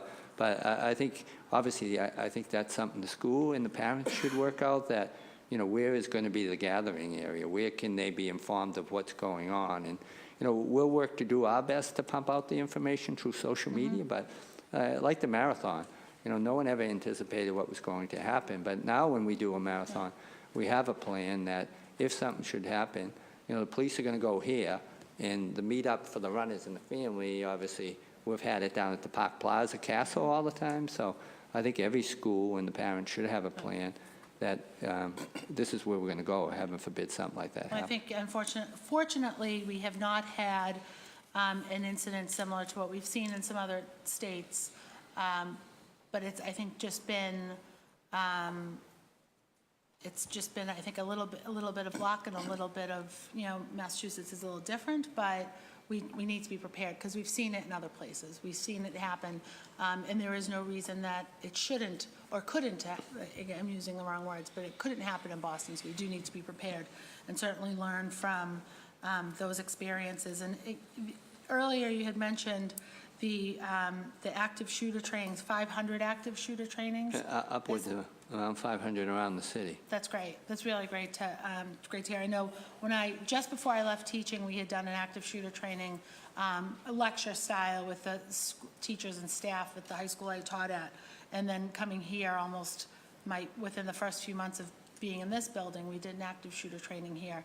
It's probably time for another one. It's been about 2.5 years now. So I'm happy that you're doing them. I think as many as we can do as possible would be great. And then could you just touch on, there was some controversy a few years ago about the long-range guns with some of our college police. Right. I mean, you know, some of the colleges obviously were arming themselves up. I think more of the concern was we weren't really in the game about it.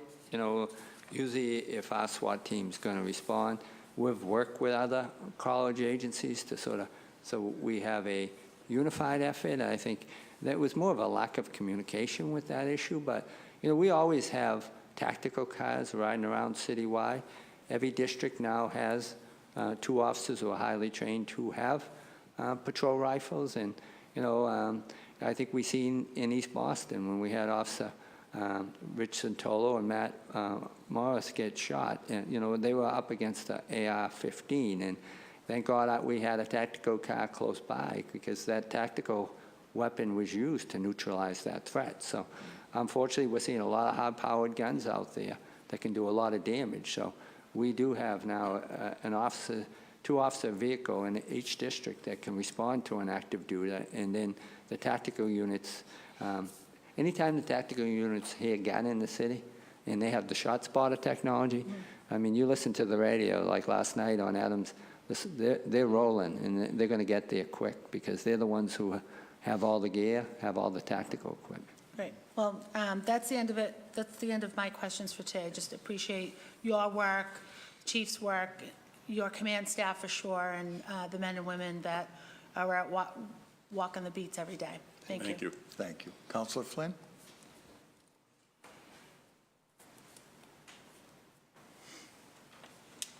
Thank you, Councilor Seelman.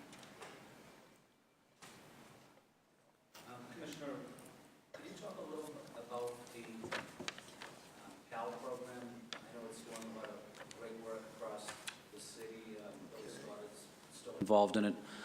I know it's effective in terms of community policing as well, helping a lot of young kids get involved in sports programs.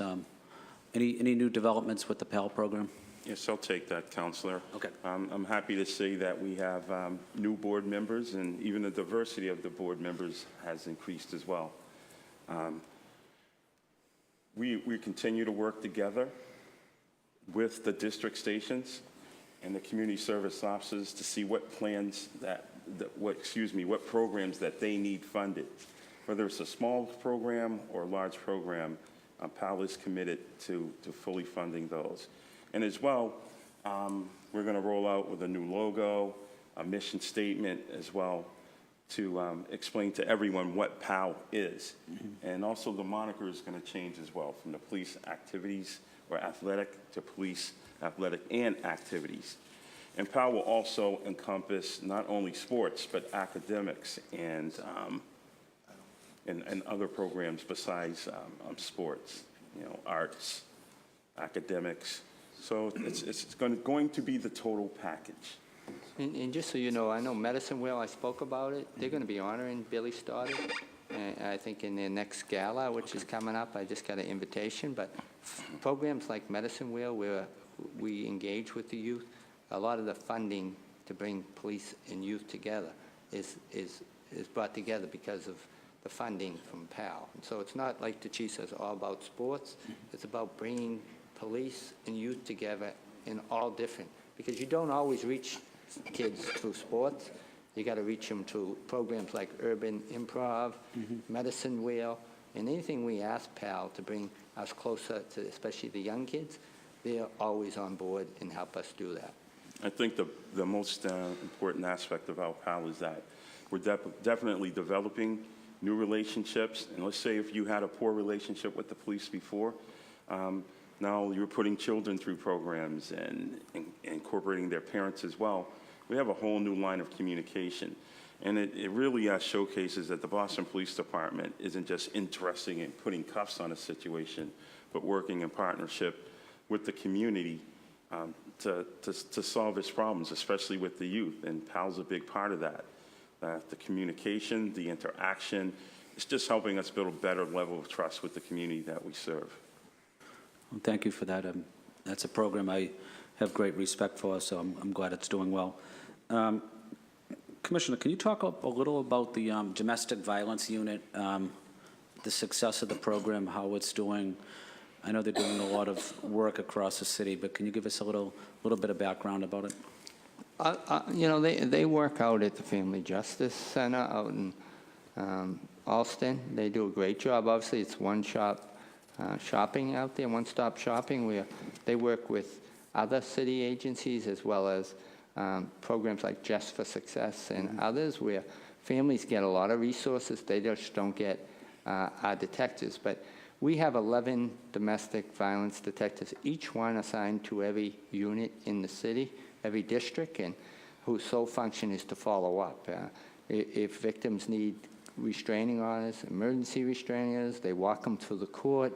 They walk them through that traumatic experience of suffering abuse at the hands of sometimes a loved one. So they do a great job out there, but they also work with all the other social services agencies. So if they need emergency housing, or if they need clothes, or they need food, they work with the city, they work with the state, and they do a super job. But it's amazing the caseload. Domestic violence, it's overwhelming. And every almost police report you read every day, a lot of it has to do with domestic violence. So they work hard, but I wish always that they had a less caseload. That's all I have, Commissioner, and I, again, just want to say thank you to your staff and the men and women of the Boston Police for everything that you do every day. Thank you very much. Thank you, Counselor. Counselor Edwards.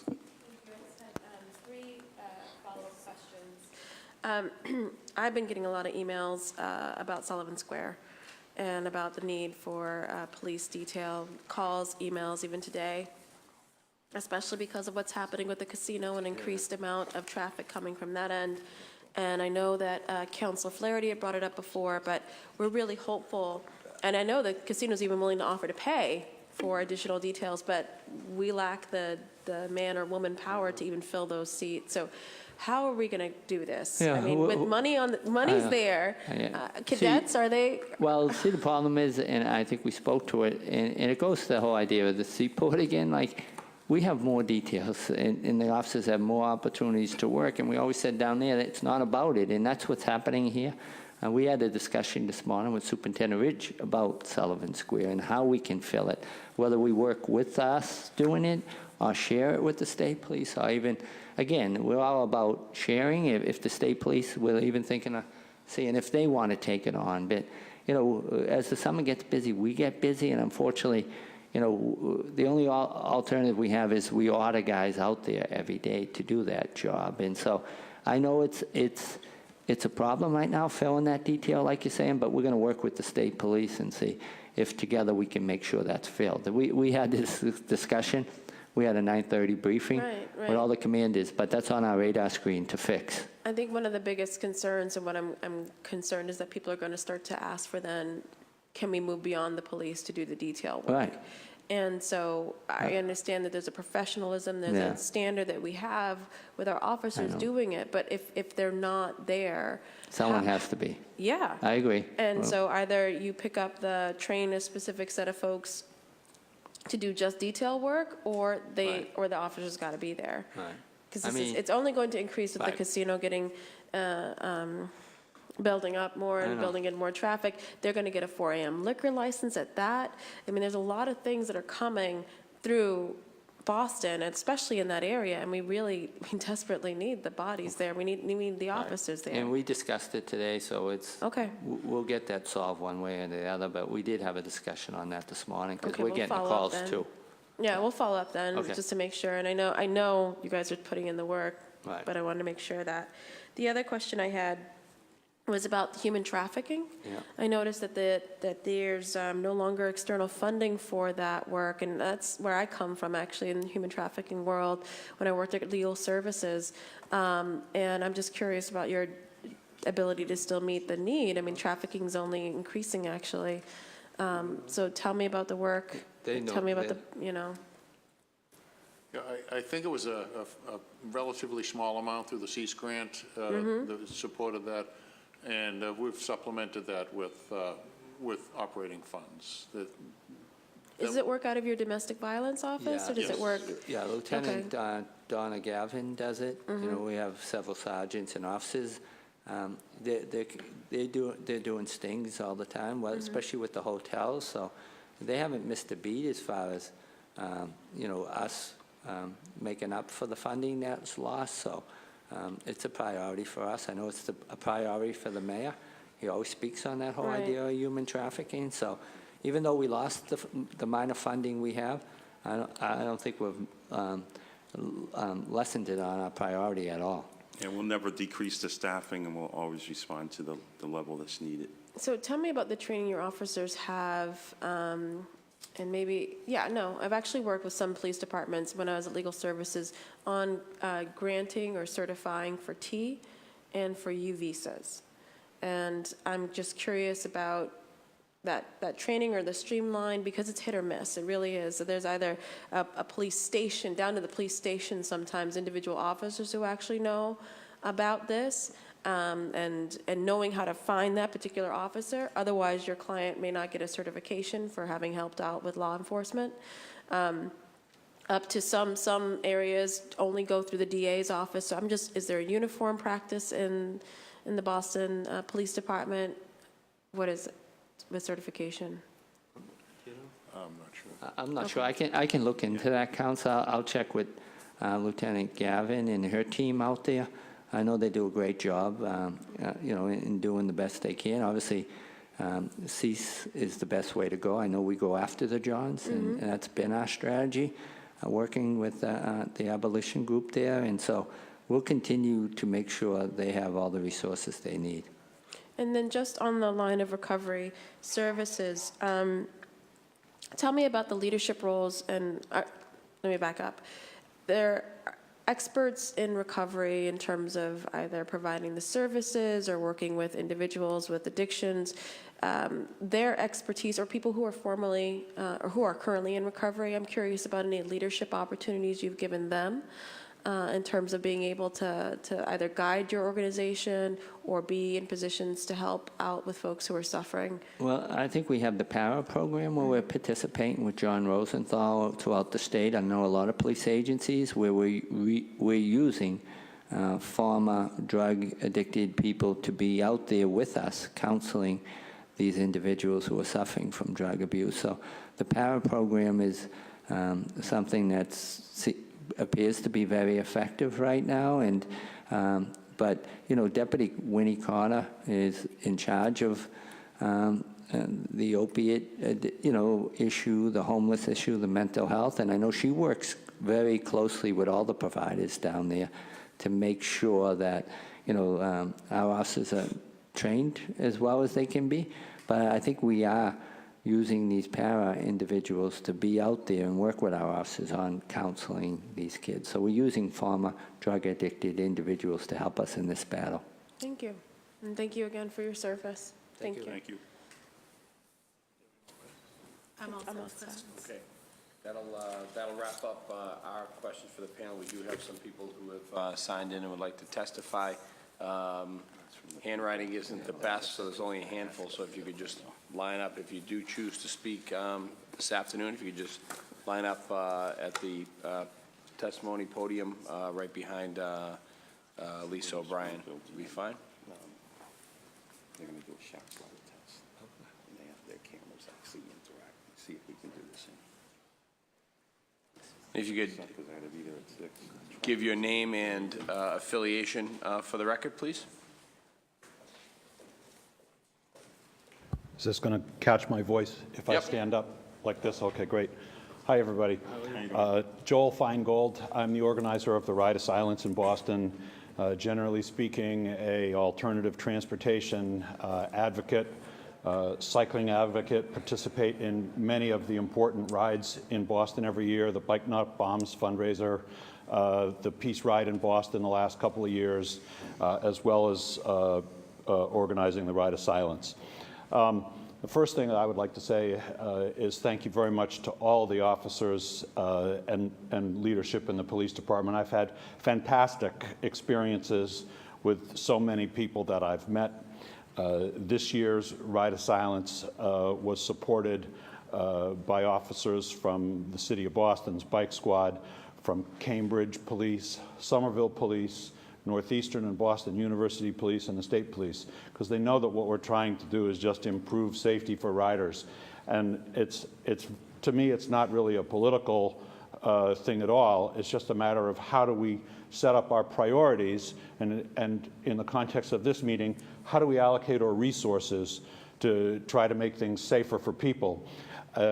I'm not going to go into the complexities, but there's so much interrelationships. We've heard several times about the difficulty of the double parking of the Lyft drivers and the Uber drivers and so forth, which block traffic, but they also create great danger for cyclists that now have to cut in and out of traffic and so on. So the complexity of what happens in the city surrounding transportation and cycling safety is very great.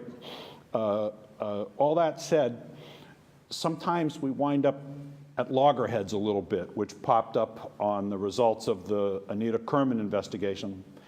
And my takeaway from that is it would be great for us to begin to educate each other so that we can learn more about the process which takes place within the department when one of these crashes is investigated, and that we can provide insight from the bike rider perspective about what was transpiring on the road.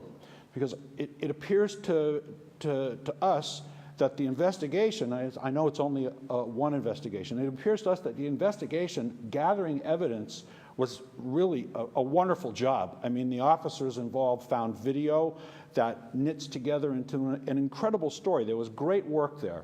But somehow what they saw and how they interpreted that is different than what we saw.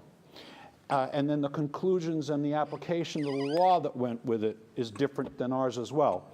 And so I think if we begin a dialogue with each other and have an opportunity to sit down and talk, and I love it, and I extend this invitation on behalf of the other organizations that don't know I'm making it, sometime in the next month, let's just get around a table and talk about the experiences that we have and how we can make this work better going forward. Just to wrap up, we think that on the enforcement side, we need more. People will come into the transportation hearing and talk about the infrastructure, and they need more too. And we know that money is tough. But if the more that can be had on the enforcement side includes officers, investigators, and leadership with great bike training, with experience on the road, so that officers working on a crash have actually ridden the route on a bicycle that the victim took, and more things like that, which are contained in the letter which I dropped off today. We think that these things will help, and I hope that we can do more together in the future and work on it. Thank you very much. Thank you very much, Joel. Good afternoon. My name's Brendan Carney. I'm the Communications Director for Walk Boston, pedestrian advocacy organization. We're also part of the Massachusetts Vision Zero Coalition, so my comments today are also representing that organization, including in the Boston Cyclists Union and Livable Streets and many other groups. I was really glad to hear from the Commissioner that the ComStat meetings include the review of crashes, shows the importance of data to make decisions. There are other departments and agencies that need that crash data also to do their jobs. Since Vision Zero is a data-driven initiative in Boston that BTD leads for Mayor Walsh to reduce serious and fatal crashes to get us to zero, we really think it's important that a BPD data analyst position that was previously grant funded, that it is a dedicated staff position. And so we would recommend a line item of between $75,000 and $85,000 to fund a permanent staff analyst position.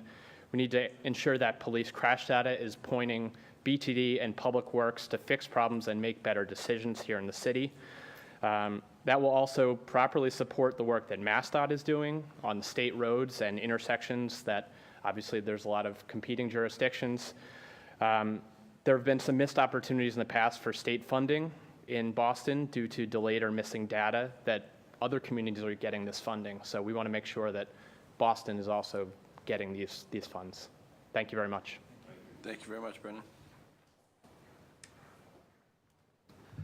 Good afternoon. My name is Andrew McFarland. I'm the Community Engagement Manager for Livable Streets Alliance. I just want to echo Brendan's points. We are also a member of the Massachusetts Vision Zero Coalition, and Brendan and myself and some other advocates sit on the city's official task force, along with the police department, and we just would love to echo the need for a permanent crash analyst within the police department.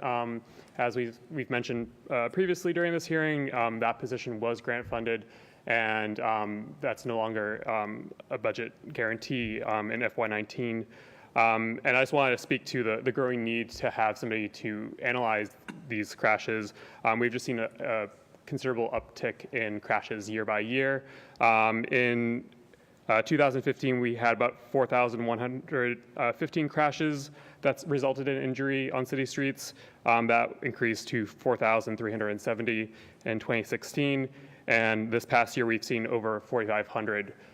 So we know that we're seeing more and more crashes on our streets.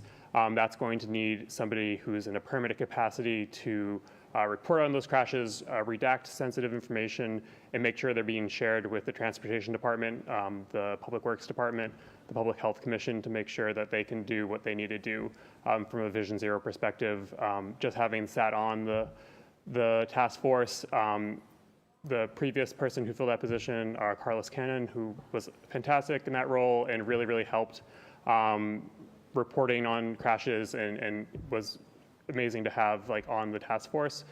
So we just would love to see some permanent allocations for that position in FY19. Thank you very much.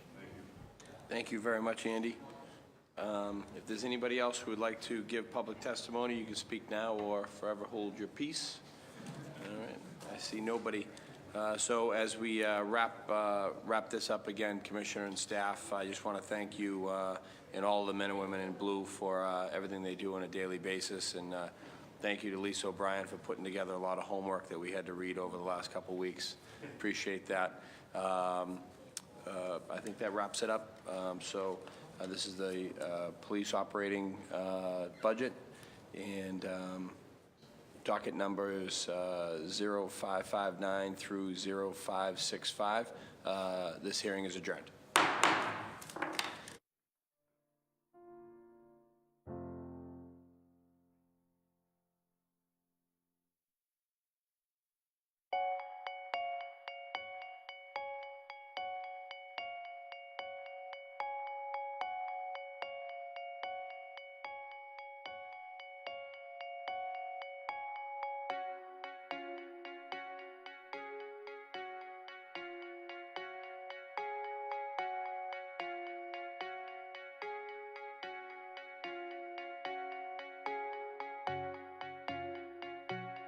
used on company budget is the Academy Revolving Fund, 2119-6F, the K-9 Revolving Fund, 2119-6G, the Hackney Revolving Fund, 2119-6H, and the Fitness Center Revolving Fund, 2119-6J.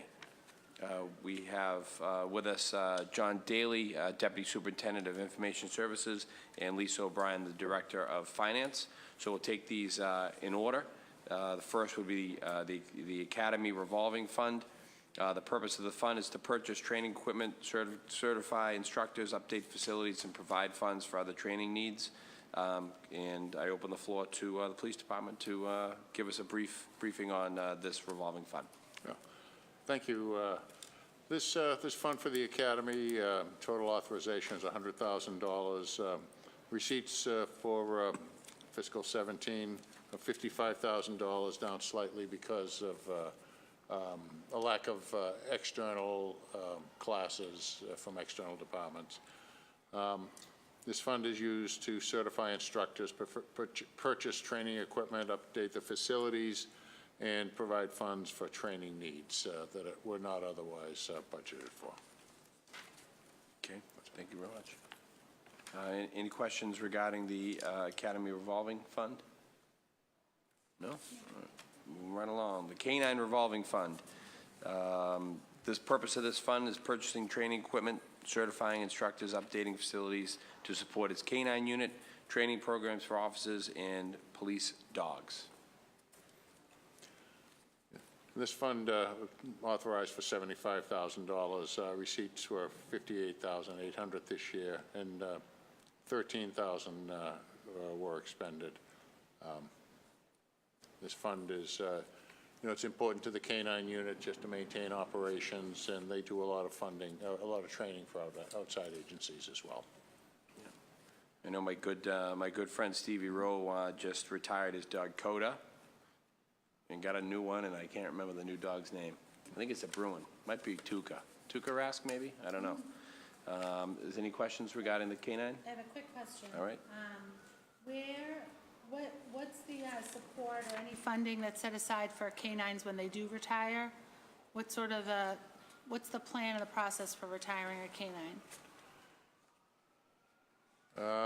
I'm going to have to check on that. Okay. I'm not sure exactly. I'm curious about that and sort of any financial support that the K-9 receives in retirement. I'm not sure. I think the officer probably just adopts the pet, but Yeah. I'll check into that. Great, thank you, appreciate that. Thank you. All right.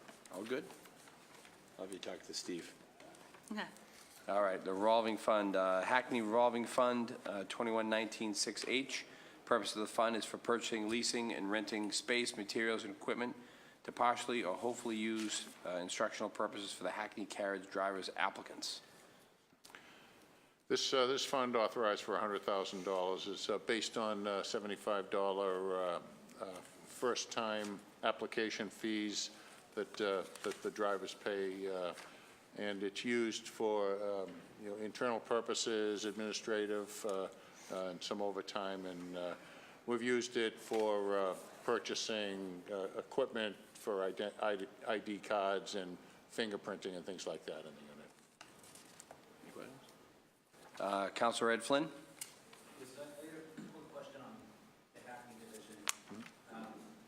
With a lot of cabs being taken out of circulation because of Uber, is any of those resources going to now shift from the taxi industry in terms of enforcement towards doing more public safety initiatives on Uber issues? Yes, we're looking closely at that as sort of the whole business model around Hackney is changing, and how does that affect our staffing and resources? Right now, we're sort of helping the taxi industry to manage this transition, and the people in the Hackney unit are spending a lot of time on that. But eventually, I think we're going to have to reallocate some of those resources over to the ride-sharing companies and sort of find a way to apply those offices to that kind of new industry. Thank you. Thank you very much, Councilor Flynn. Councilor Flaherty? Thank you, Mr. Chairman. Just obviously on the same lines with respect to, seems like it's almost like there's two standards. There's the standard for the taxis, and then there's really no standards for Uber and Lyft and other rideshare companies. So I guess what efforts are currently underway to inspect the Uber and the Lyft vehicles like we inspect the Hackney like we inspect the taxis, and also just the volume of additional car traffic? Is there any way we could curtail out-of-state Uber and Lyfts from coming into the city? Any type of sort of, I guess, tax or fee on those vehicles? Yeah, I think that's the challenge, is that the taxi industry is highly regulated, which Right. gives us sort of a reason to go out and to do inspections, whereas there's no regulation for the ride-sharing people. And I think once those regulations are in place, that'll help us to kind of control the public safety aspect. And then can you just take me through the Hackney division? So we obviously have, I would assume we have a captain of the Hackney division. So do we have a deputy superintendent of the Hackney? We have a captain. So we have a captain? Yes, and A lieutenant? A lieutenant, and then we have officers and sergeants who do the inspections, who work, some work days, some work nights. So in the Hackney division, there are a total of how many uniformed officers, men and women? I haven't got the exact numbers. I think it's in the range of 15. 50? Yes. Oh, So- 15. 15, I'm sorry, 15. So I'm assuming that we're, into Council Flynn's point, we're probably seeing less of that activity. So are we scaling down on the 15? So do we really need 15 now? Should we be looking at maybe 10? You know what I'm saying? It's the manpower is driven by, I guess, the demand on Hackney. There's less of a demand on Hackney now. So unless we go after and start to inspect Uber and Lyft vehicles and/or fee and fine them, then one would argue from a fiduciary standpoint that we probably don't need that many people in the Hackney division. Yes, we're looking at that possibility. Right now, because the taxi industry is facing challenges, there is a need to do inspections if people aren't keeping up their medallions. So there is some work that still needs to be done, but at some point, I think, is a lot of the owners of the medallions are going to have trouble and maybe shutting down their services. We'll have to move our offices over to something else. And then from the expectation of being able to garner those funds, is that trajectory, is that trend accurate, or do you think that there'll be a drop-off in what's expected from receipts from the fees that we get from taxis? Yeah, it'll be a gradual drop-off. And we're seeing that now. We're seeing people not reapplying. Right.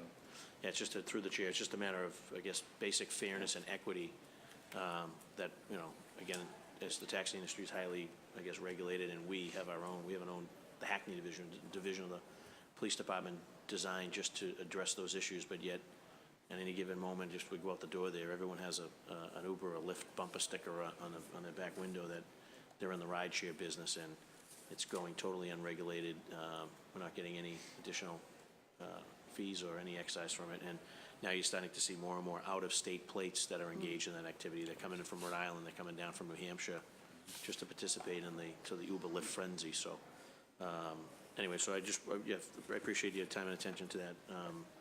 And I hope that moving forward, we have an opportunity to either add Uber and Lyft into the Hackney division, so we can actually maybe bolster the manpower as opposed to having a conversation about maybe decreasing it. So, thank you. Thank you, Mr. Chairman. Thank you very much, Councilor Flaherty. And just a side note, I couldn't agree with you more. As Michael, you put it right on the head, anytime you just stand on Congress Street, literally every other car, or even 2/3 of the cars that pass, have a Lyft and an Uber sticker on them. And that's what's causing the traffic in town to be as bad as it is. I completely agree with you. Last and not least, the Fitness Center Revolving Fund, 2119-6J. The purpose of this fund is to pay salaries and benefits of employees and purchase supplies and equipment necessary to operate the police department's fitness center. Yes, the Fitness Revolving Fund authorized for $250,000. It's generated from fees for membership in the fitness center, and it's used to buy equipment and to fund the salary of the fitness instructor. And she manages that center in headquarters and fitness centers in some of the districts. Deputy, is this just for police headquarters or equipment in other police stations? There's other police stations. Not every station. Some stations maintain their own independent gyms, but you know, the fitness manager manages gyms in the academy and other parts of the city. Okay. Anybody have any questions? I don't have any questions, thank you. All right. Thank you very much. There doesn't seem to be any testimony, so we'll wrap this up. This is the Boston Police Department hearing on the 4 revolving funds, the Academy Revolving Fund, the K-9 Revolving Fund, the Hackney Revolving Fund, and the Fitness Center Revolving Fund. Thank you very much for coming, and this hearing is adjourned.